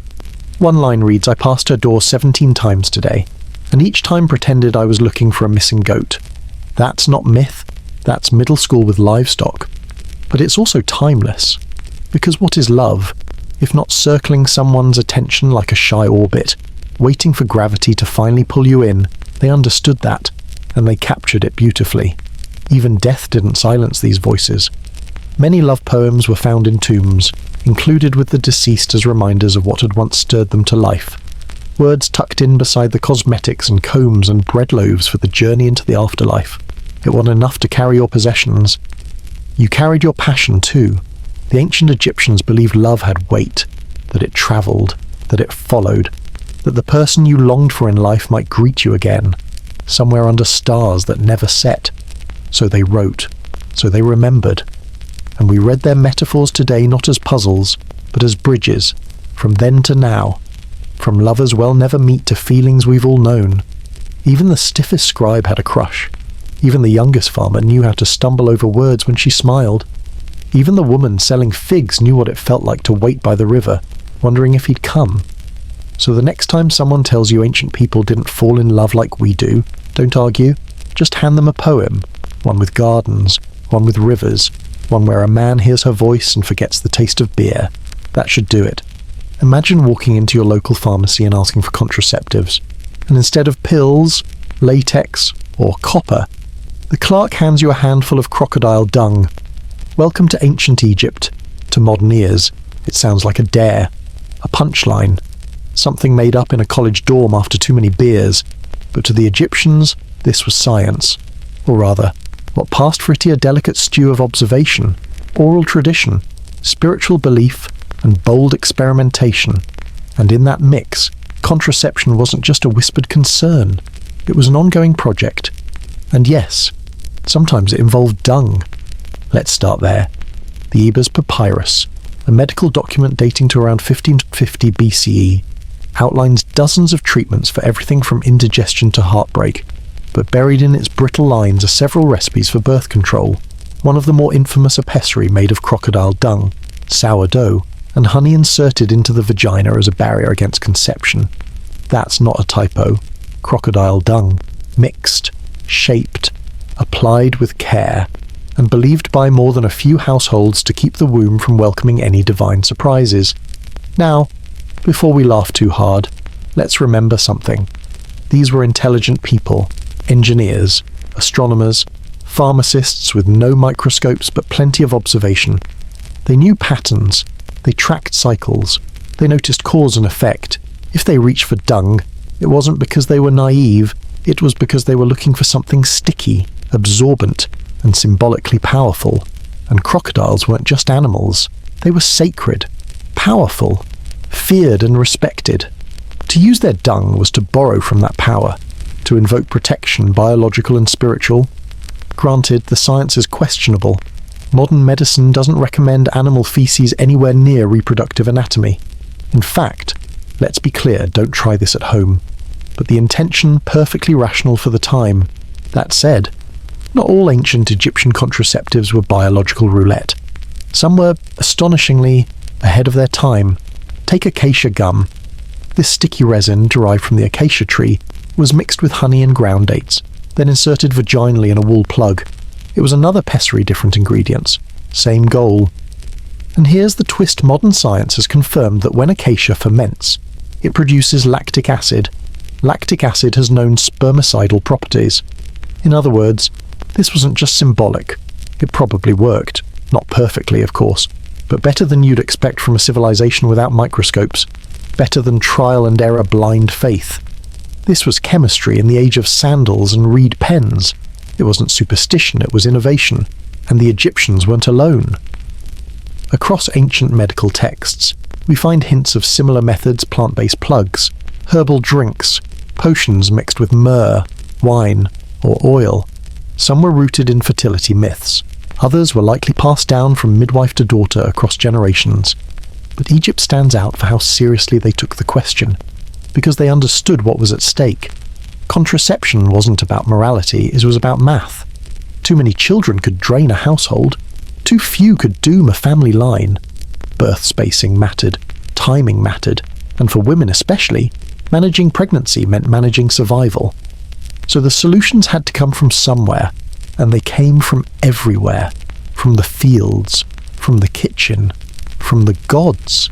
The boundaries between medicine and magic were porous in ancient Egypt. You might use an herbal pessary one night and wear an amulet the next. You might combine the two, apply a remedy while invoking Hathor or Bes, the household deity with leonine features and a reputation for protecting women and children. One common practice involved placing fertility charms under the bed, carved with prayers or protective symbols. Others involved reciting incantations while brewing a potion. These weren't either-or beliefs. They overlapped, reinforced each other. You didn't just want a physical barrier, you wanted divine insurance. Because even then, people understood control is comforting, especially when the outcome is unpredictable, especially when the body is a mystery, and especially when your life could change with one missed period. The Egyptians also developed methods to detect pregnancy. One involved urinating on bags of barley and emmer grain. If the seed sprouted, the woman was believed to be pregnant. If not, the answer was no. Modern scientists replicated this method in the 20th century and found it surprisingly accurate, about 70% effective. Again, no labs, no strips. Just observation, intuition, and a little grain. They didn't separate science from the sacred. They lived in a world where medicine was still poetry, where results mattered, but the process mattered too. Healing required balance. Fertility required rhythm. Prevention required preparation. And sometimes, That meant a ball of honey and tree sap, shaped like hope, or a wad of dung, shaped like desperation. And yes, we laugh. We can't help it. Some of these remedies sound absurd, others sound terrifying, but beneath the recipes is something very modern: a desire to choose. To choose when, how, and if to become a parent. To choose one's timing, one's readiness, one's future. And that's not ridiculous. That's deeply human. Because behind every ancient contraceptive was a woman who had enough children already, or a man who wanted one more year to get the fields in order, or a couple who had buried too many babies and didn't want to try again, not yet. They didn't always get it right, but they tried.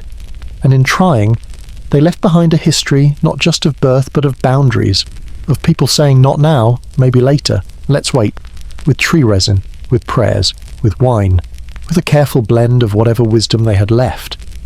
You don't need modern credentials to recognize the logic in that. So next time someone says ancient people knew nothing about their bodies, remind them the Egyptians were reading barley sprouts like pregnancy tests while Europe was still arguing over whether bathing was a sin. They knew what they wanted, they just didn't have latex yet. Before ultrasounds, before blood work, before little pink plus signs on a plastic stick, there were seeds. Barley and emmer, to be exact. And if they sprouted after you peed on them, congratulations, you were likely pregnant. This wasn't folklore. This was a diagnostic method used in ancient Egypt, recorded in the Berlin Papyrus as early as 1350 BCE. The instructions were simple: take 2 containers. Fill one with barley, the other with emmer wheat. Each morning, add urine. Watch. If one or both began to germinate, the woman was pregnant. If nothing happened, maybe next month. It sounds almost too charming to be true, like something from a storybook. Pee on seeds. Wait for life to speak. But modern researchers tested this ancient technique in the 20th century and found it surprisingly accurate. Up to 70% in some cases. The explanation: hormones. Estrogen in the urine may stimulate seed germination, and while ancient Egyptians didn't know the chemistry, they understood the pattern. They saw the link between urine and fertility, between inner change and outward signs. They noticed, they remembered, they experimented, and they got results. That was Egypt's quiet genius. They didn't need to know why something worked, not at first.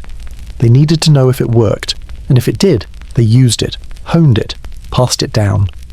The pregnancy test was just one part of a broader system, a grassroots medical network powered mostly by women. Because in the villages and towns of ancient Egypt, the midwife wasn't just someone you called during labour. She was your therapist, your pharmacist, your gynecologist, your fertility coach, your grief counsellor. She knew when your cycle had gone quiet. She knew what to rub on your belly and when to whisper to the gods. She had herbs, recipes, amulets, and above all, experience. She had seen it all: joy, blood, stillness, screaming, silence. And she carried that knowledge not in textbooks, but in muscle memory, in the crease of her hands, in the tilt of her voice when she said, "Let's try this instead." She didn't wear a white coat. She wore linen and confidence. When a woman missed her moon and suspected something had changed, the midwife might suggest the seed test, or she might try another method, a particular herbal blend, a listening ear, a question posed at just the right time. Sometimes she'd mix medicine and magic, wrap a charming cloth, tuck it under the bed, light oil in the corner of the room, science and spirituality stitched together. And if the woman was indeed pregnant, the midwife became the mapmaker of that journey. She tracked cravings, monitored swelling, measured time not in weeks, but in subtle signs: mood, sleep, movement, belly size relative to the hands that held it. She prepared birthing stools, arranged helpers, made sure there was warm water and clean linen, and no one speaking bad omens nearby. She didn't announce your pregnancy to the town. She didn't publish test results. She simply looked you in the eye and said, "It's happening," and began preparing for everything that came next. And it wasn't always celebration. Pregnancy, in the ancient world, was a gamble.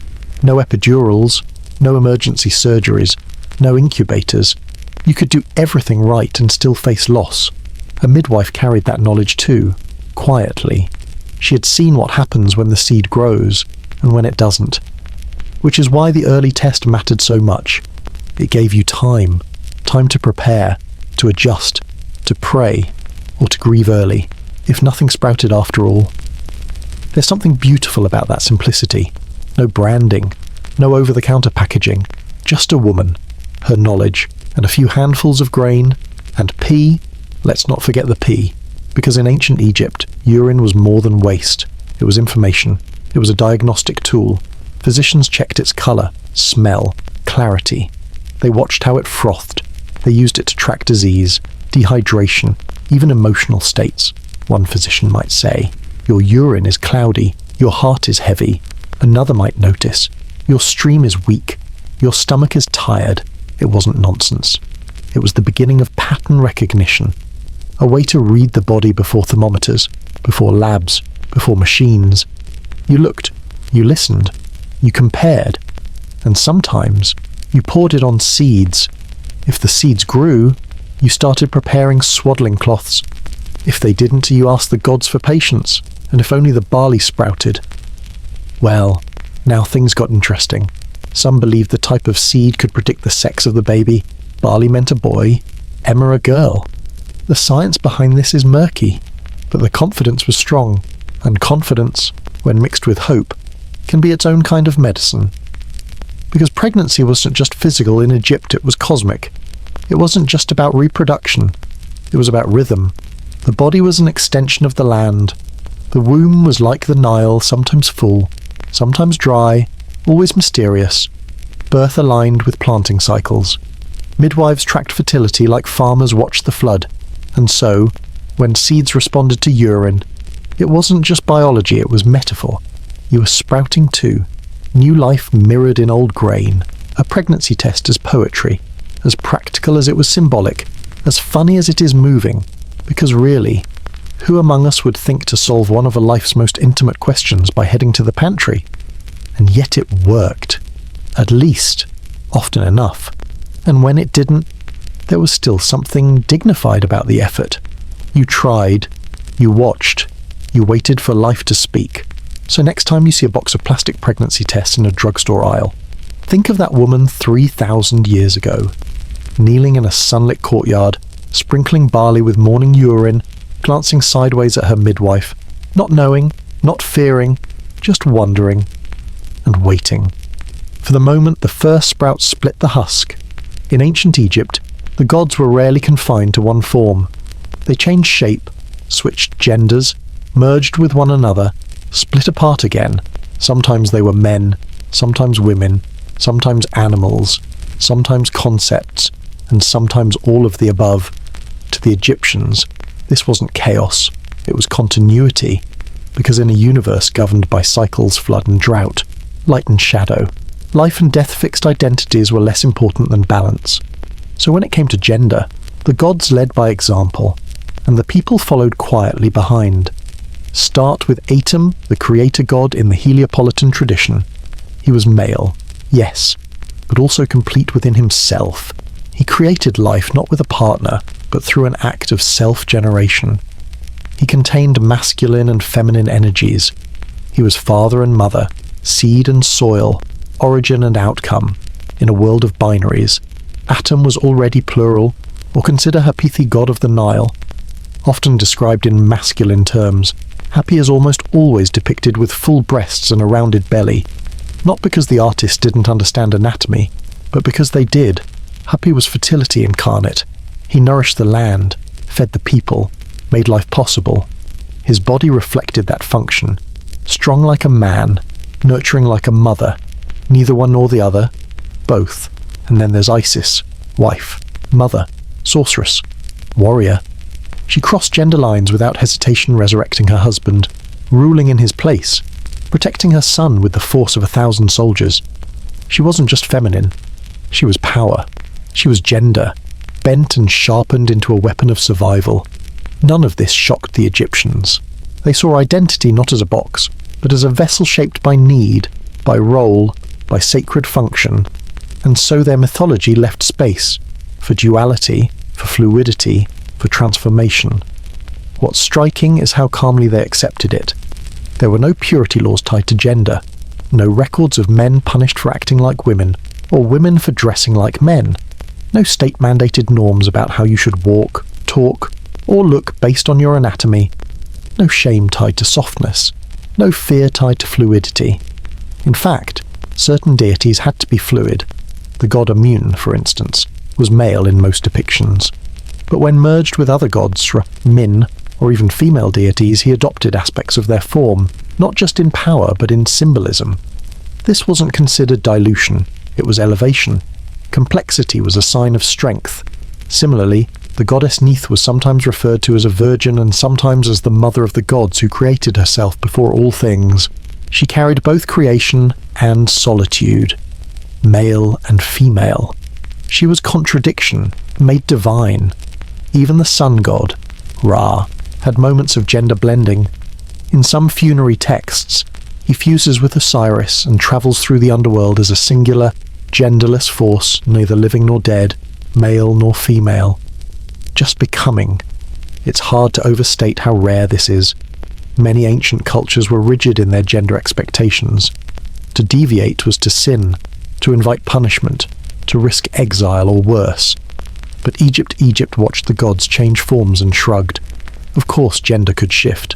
Why wouldn't it after all? The Nile changed course. The sun rose differently in each season. Crops grew from buried seed. Snakes shed their skins. Life was transformation, and gender was part of life. Even in human terms, there's evidence that Egyptians left room for those who didn't fit the binary mold. Some tombs include dual burials with inscriptions that blur traditional gender roles.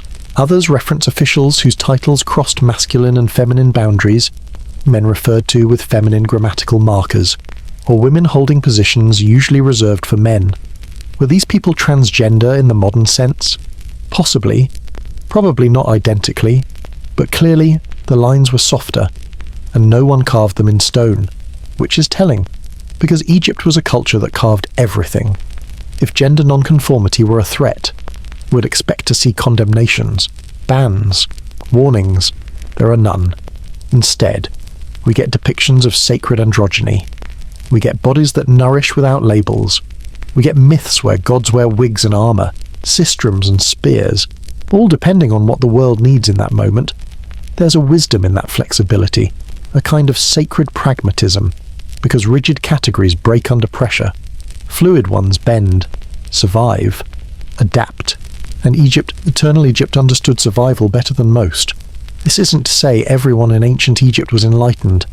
Human nature hasn't changed that much in 4,000 years. People judged, laughed, gossiped, but the system didn't demand uniformity. It didn't criminalize ambiguity. It didn't write laws to control gender expression. It let people be so long as mat was preserved. Harmony, not conformity. That was the standard, which leaves us with an unexpected picture. A civilization with elaborate rules for burying the dead, but few for how the living should express their gender. A people who charted the stars and memorized their lineages but didn't lose sleep over whether a man wore coal or a woman held a staff. In their world, gods could shift forms. So why not people? If you needed to be softer to protect a child, you became softer. If you needed to be harder to run a household, you became harder. You didn't need permission, just purpose. And that, perhaps, is the lesson worth carrying forward. That identity is not performance. It's participation. It's stepping into the shape that best serves the moment, whether that shape matches expectation or not. And so, as we leaf through Egyptian history past the pyramids and perfumes, past the Papyrian politics, you find, nestled between the metaphors and myth, a quietly radical idea that gender is not a question to solve.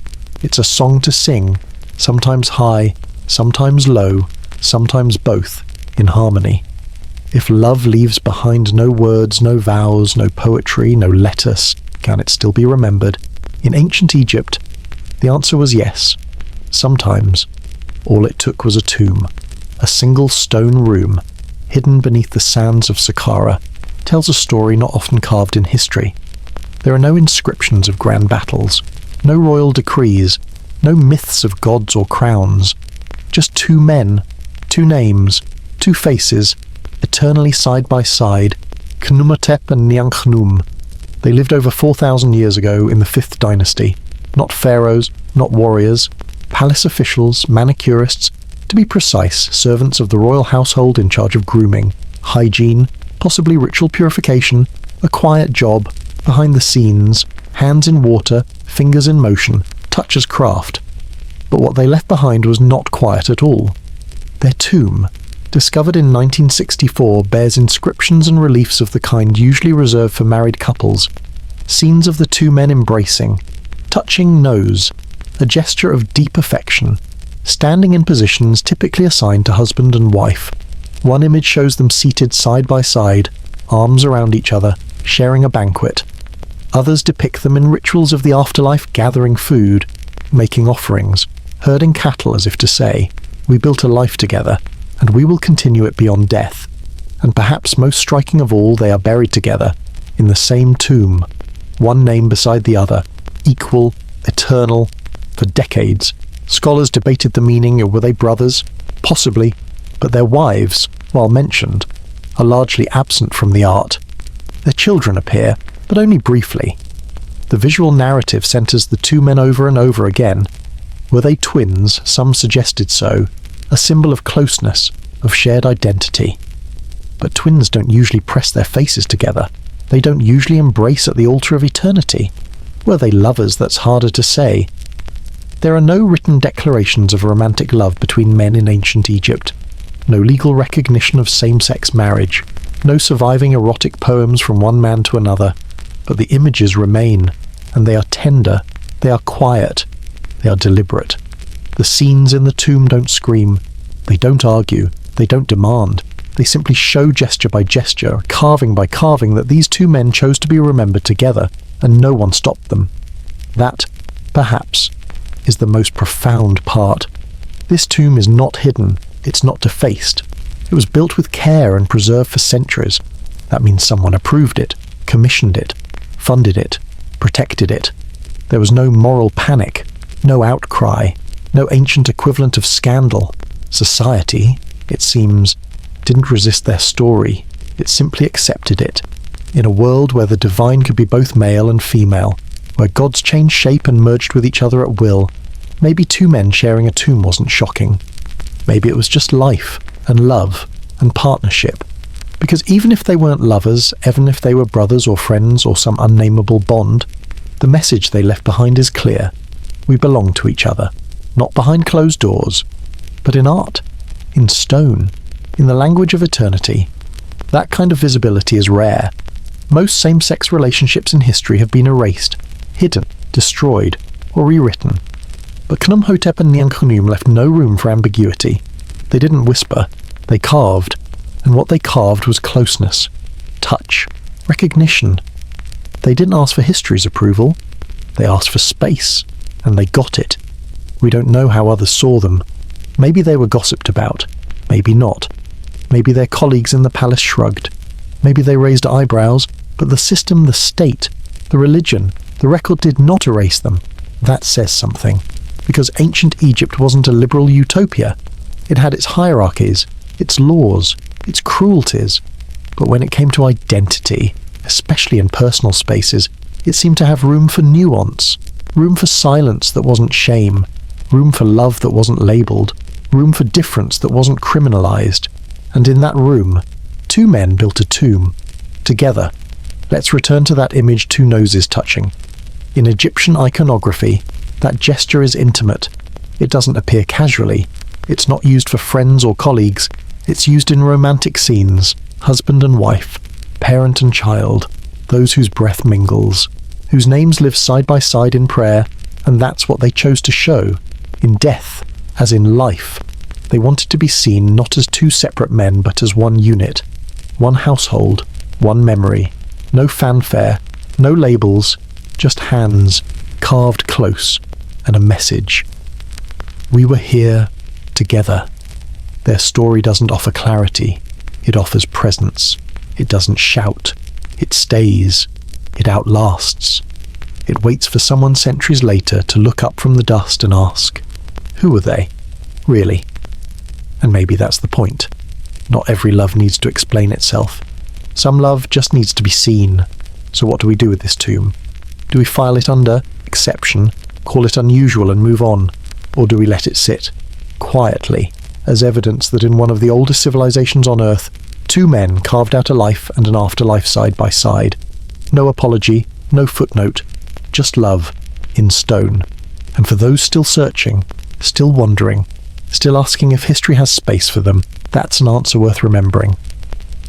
In ancient Egypt, no one asked how many people you'd been with.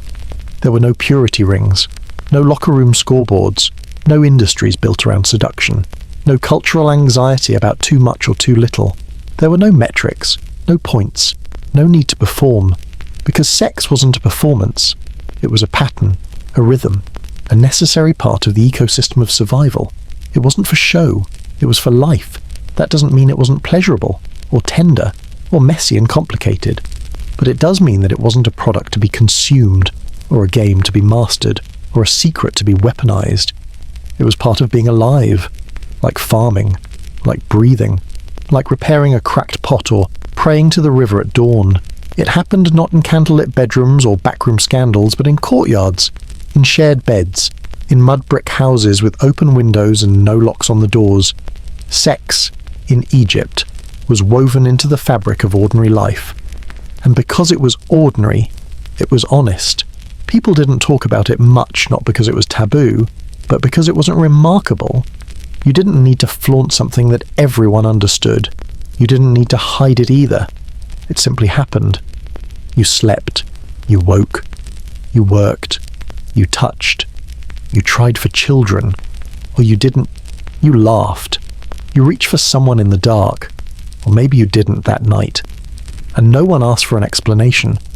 That kind of simplicity is hard to imagine now. We live in a world that commodifies everything, especially desire. It's packaged, marketed, monetized. Algorithms track your preferences. Ads whisper your wants back to you, just louder. Sex is everywhere, and yet always just out of reach, always stylized, always staged. But in ancient Egypt, sex wasn't stylized. It was seasonal, like the Nile. Sometimes too much, sometimes not enough, sometimes unexpected, sometimes perfectly timed, but always part of the cycle, never the center, but never excluded. It flowed, and the Egyptians respected flow. They understood that everything life, death, crops, fertility, drought, desire was part of the same current. That current didn't need explaining. It needed honoring and maintaining. So sexuality in their world was not separated from other forms of living. It wasn't kept in a separate box. It was in the soil, in the water, in the rituals, in the architecture. Bedrooms were not hidden chambers, they were just another room. Sometimes the same room, a corner, perhaps, behind a curtain.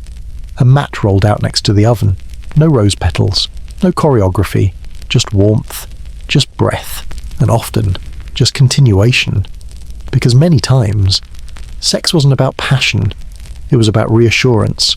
You've survived another season. You still recognize each other. You still want to hold something, anything, at the end of the day. Your body hasn't forgotten how to be soft. That mattered, especially in a world that didn't promise safety. When life expectancy was short, when childbirth was dangerous, when illness came quietly, when crops failed and neighbors didn't always have enough to share. In that world, sex wasn't luxury, it was intimacy. It was anchoring, a way of saying we're still here, not for the crowd, not for the mirror, not for the gods, but for each other. That's the part we forget.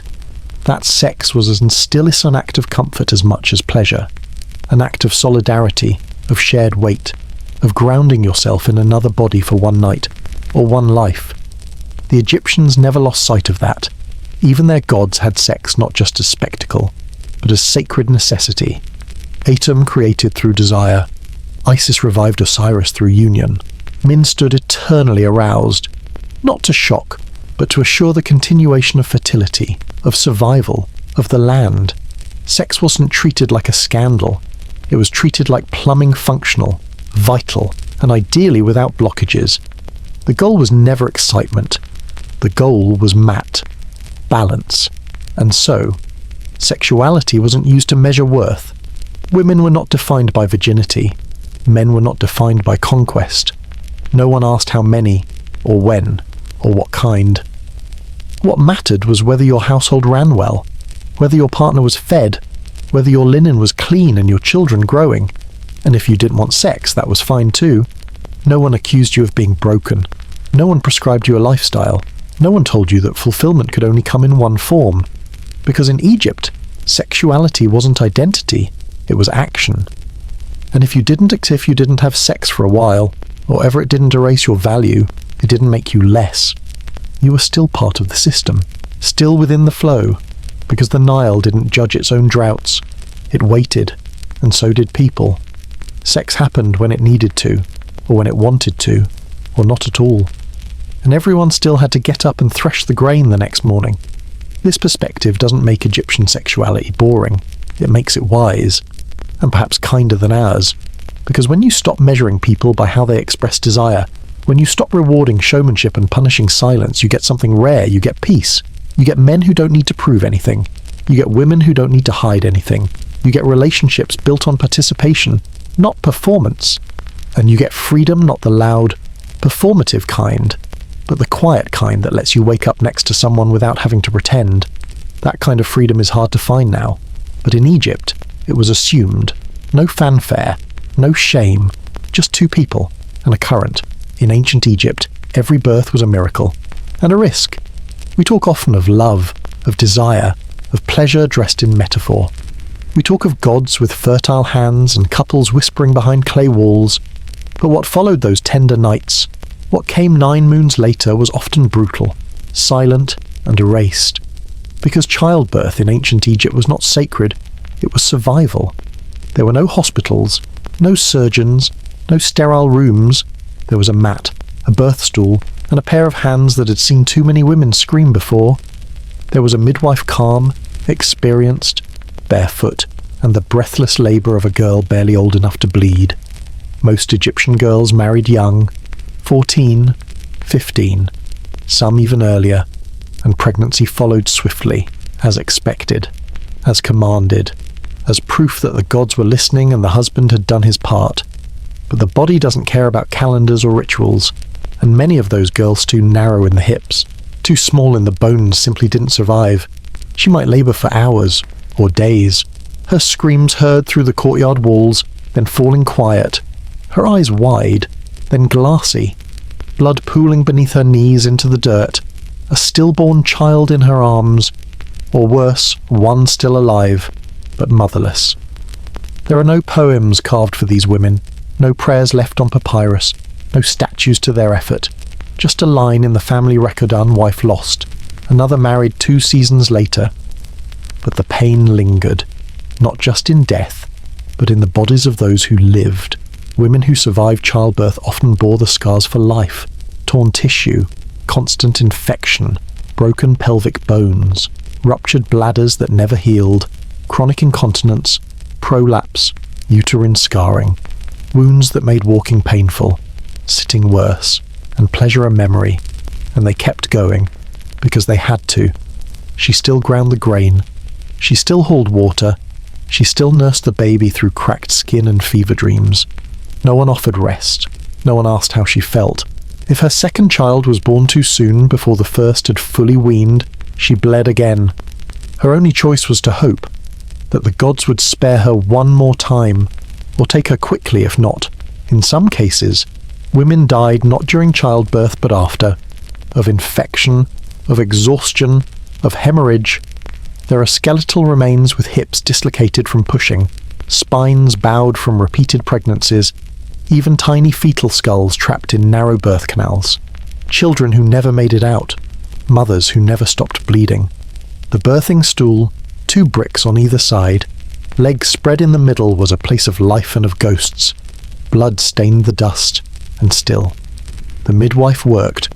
She had no scalpel, no anesthesia, no blood transfusion, just her hands, her memory, her muttered prayers to Hathor, goddess of women and music and childbirth. Sometimes she lit incense. Sometimes she bit her own lip. Sometimes she reached into a body she could no longer save and pulled out a child whose cry came too late. Then she wrapped the mother in linen and whispered to the family, "They will not record her name. They will try again next harvest." That was birth in Egypt. No epidurals, No screaming husbands in hospital hallways, no long lists of baby names, just a young girl, her breath, her pain, her chance. Sometimes she made it. Often, she didn't. And when she did, her survival didn't guarantee safety. She might be torn, but expected to return to work. Her womb might be damaged, but she'd be blamed for not conceiving again. If she birthed daughters, she might be scorned. If she birthed too many children, she might be ignored. There was no perfect outcome, no safe passage, only endurance and silence. We celebrate fertility in Egypt, the god Min, erect and gleaming, lettuce raised to the sky, but we rarely ask what happened next. After the seed, after the poem, after the night where bodies moved like rivers, we rarely ask what it cost, because the price of survival was often paid in torn flesh and bleeding dreams, and the women paid it alone. Some were lucky. They had mothers nearby, sisters, a midwife who stayed after the birth to clean the sheets and bring broth, but many didn't. Many gave birth alone while their husbands worked the fields or traded in the market, and if the child lived, she did it again, and again, and again, until her body gave out, or her spirit did, until her name was whispered in prayer not because she had lived, but because she had suffered enough. Today, we have no full record of these women, no census of their pain, no stone carving of the 25-year-old with 6 births behind her, and a prolapse so severe she could no longer walk upright. But we know they were there, because Egypt's greatest mystery isn't what they built, it's what they buried. And among the riches, the gold, the spells and the scrolls, they buried the truth that behind every dynasty was a woman who bled for it, between 2 bricks, on a dirt floor, with no witnesses but her gods, and no monument but a baby who may or may not have cried. Bodies that were sacred but never theirs. In ancient Egypt, holiness could be assigned, a title, a name, a role, given by priests, approved by pharaohs, framed in gold, and once it was given, especially to a girl, it could not be refused. She might have been 10 years old, or 8, chosen not because of a calling, but because of her lineage, her voice, her eyes, her symmetry, her silence. She was led into the temple and told you now belong to the gods, and in a way, she did. She became a tenra servant of the divine, a singer of Hathor, a dancer of Amun, a vessel for rituals so old they had no beginning. She was given linen robes, scented oil, instruction in music, movement, and mystery. To the outside world, she was revered, sacred, untouchable. But inside the temple walls, her body no longer belonged to her, because when you're sacred, you're also symbolic, and symbols can be used. Some temple women spent their lives in quiet worship, singing hymns, sweeping altars, preparing offerings, but others were chosen for more elaborate rituals, ceremonies meant to awaken the gods, to reenact creation, to mirror the divine union of male and female in the sacred chamber. They called it Heka magic, but to the girls involved, it may have felt like something else entirely. The details were veiled in metaphor: union with the god, reception of divine seed, participation in fertility rites. Sometimes the ritual involved symbolic offerings, a statuette, a chant, a gesture. Other times it involved a man. Not just any man, of course. A priest, a king. Someone acting on behalf of the deity. The act wasn't carnal, it was liturgical, official, justified, and completely out of her control. There was no consent to give, no refusal to offer. The ritual had been written long before she was born. Her role was to embody the goddess, to smile, to sway, to accept. The gods, after all, required balance. And sometimes that balance came at a girl's expense. No one spoke of it directly. You won't find it chiseled into temple walls, but between the lines of hymns and the silence of burial records, the outlines emerge: a young priestess pregnant, then suddenly replaced, a child raised in the temple with no father's name, a line in the scroll offspring of the divine union with no further detail. The temple kept its own secrets, and beneath the incense and ceremony, there were always rumours. Some scholars believe that priestesses dedicated to Hathor or Amun may have served as ritual consorts, human stand-ins for divine pleasure. Whether literal or symbolic, the message was the same: your body is not your own. It belongs to the gods, and by extension, to the men who served them. If you objected, you didn't, because silence was part of the role. Purity wasn't just a condition, it was a duty. And if you were violated in the name of ritual, you didn't speak of it. You swallowed it, along with the incense smoke and the ceremonial wine and the promise that this, too, was sacred. And if you bore a child, even better, the child would be declared divine, a child of the temple, a child of the gods. And if anyone asked whose it truly was, the answer would be vague. The god Hathor has blessed us. The oracle declared her womb full of light. The king was moved by the spirit of Ra. Everyone smiled. No one named names, because to name a man was to stain the god, and in Egypt, the gods were spotless. It wasn't just the temple priestesses who paid this price. Dancers, musicians, servants raised within temple walls, their lives often blended service and submission. Their youth made them pliable, their titles made them proud. And in that pride was a trap once you were sacred. You could not return to ordinary life. You were marked. People bowed to you, but no one asked what you wanted. What's tragic is that many of these girls believed they were chosen, and in a way, they were. To live near power, to be fed, clothed, praised. But that closeness carried a cost. You saw things, you endured things, and you were never quite allowed to leave. There were exceptions. Some priestesses rose in status, became powerful, political. The god's wife of Amun, for example, held enormous influence. But even she, cloaked in authority, was still a symbol first. A woman whose body was political property. Her fertility was national interest. Her chastity, public policy. Her silence, religious law. The gods didn't ask. They were simply served. And their servants, especially the girls, were told this was an honor, even if it never felt like one. We don't know how many priestesses suffered, how many bore children they didn't choose, how many stood barefoot in sacred rooms and waited to be told who they were that day, goddess or girl, vessel or virgin, mother or myth. But we know they existed, because every civilization has them. The women behind the veil, the girls in white linen, the ones the scrolls forget but the walls remember. And in Egypt, they were told they were sacred, that their bodies were temples, that their silence was holy. Maybe they believed it, maybe they didn't, but belief was never the point. The ritual had already been written, and once you are made divine, you never get to be human again. They feared famine, not flirting. We worry about everything now. Calories, cholesterol, online passwords, whether a text came off too eager, whether our teenagers' playlist is too sad, whether we're falling behind, whether we're doing enough, whether we said too much, whether we said too little. But in ancient Egypt they worried about the flood level of the Nile, that was it. That one line of water, inching up a notched stone pillar, told them everything they needed to know about hunger, about survival, about whether they'd still have bread 3 months from now. The flood was late.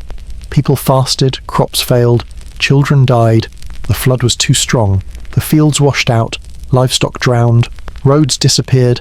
The flood was just right. Then they could finally exhale. Everything else, including who loved whom, or how many partners someone had, or whether a priestess wore lipstick, was background noise. Because when you're not sure the grain will grow, you don't have time to legislate desire. You just hope there's still food in the cellar come winter. That perspective shaped everything. In Egypt, you didn't get exiled for loving the wrong person. You didn't get executed for wearing the wrong robe. There were no social campaigns to track who was pure, or righteous, or properly monogamous. People still gossiped. Of course they did. They laughed, rolled their eyes, whispered at the market, but they didn't build systems around shame. They didn't criminalize affection. They didn't lose sleep over who snuck out of whose house at dusk, because that wasn't the threat. The threat was drought, infestation, disease, politics. The threat was waking up one morning and realizing that the river had betrayed you. So society focused on the real dangers and left the rest to chance, to love, to the gods. It's a remarkable contrast to how we live now. We're comfortable, safer, fed, but somehow more afraid, not of famine, of failure, of not measuring up, of liking the wrong person, saying the wrong thing, of being judged, cancelled, mocked, seen. We invent rules the Egyptians never bothered with. We moralize flirtation, we weaponize attraction, we confuse intimacy with strategy. Meanwhile, in ancient Egypt, you could stand in public, declare who you lived with, and no one asked for a certificate. No one demanded an origin story. If the relationship worked, it was valid. No priest, no court, no scandal. They cared about function, not philosophy. Could you raise a child together? Could you survive a bad flood together? Could you bury each other when the time came? Then you were a household, not a hashtag. The Egyptians didn't build purity cultures. They built canals. They didn't divide people by who they touched. They divided them by class, status, proximity to the Temples, but not by desire. Desire was assumed, natural, rhythmic, boring, not forbidden. It doesn't mean they were perfect, but they were practical. Even their laws reflected it. Adultery frowned upon, but not criminal, unless it disrupted property inheritance or caused a social disaster.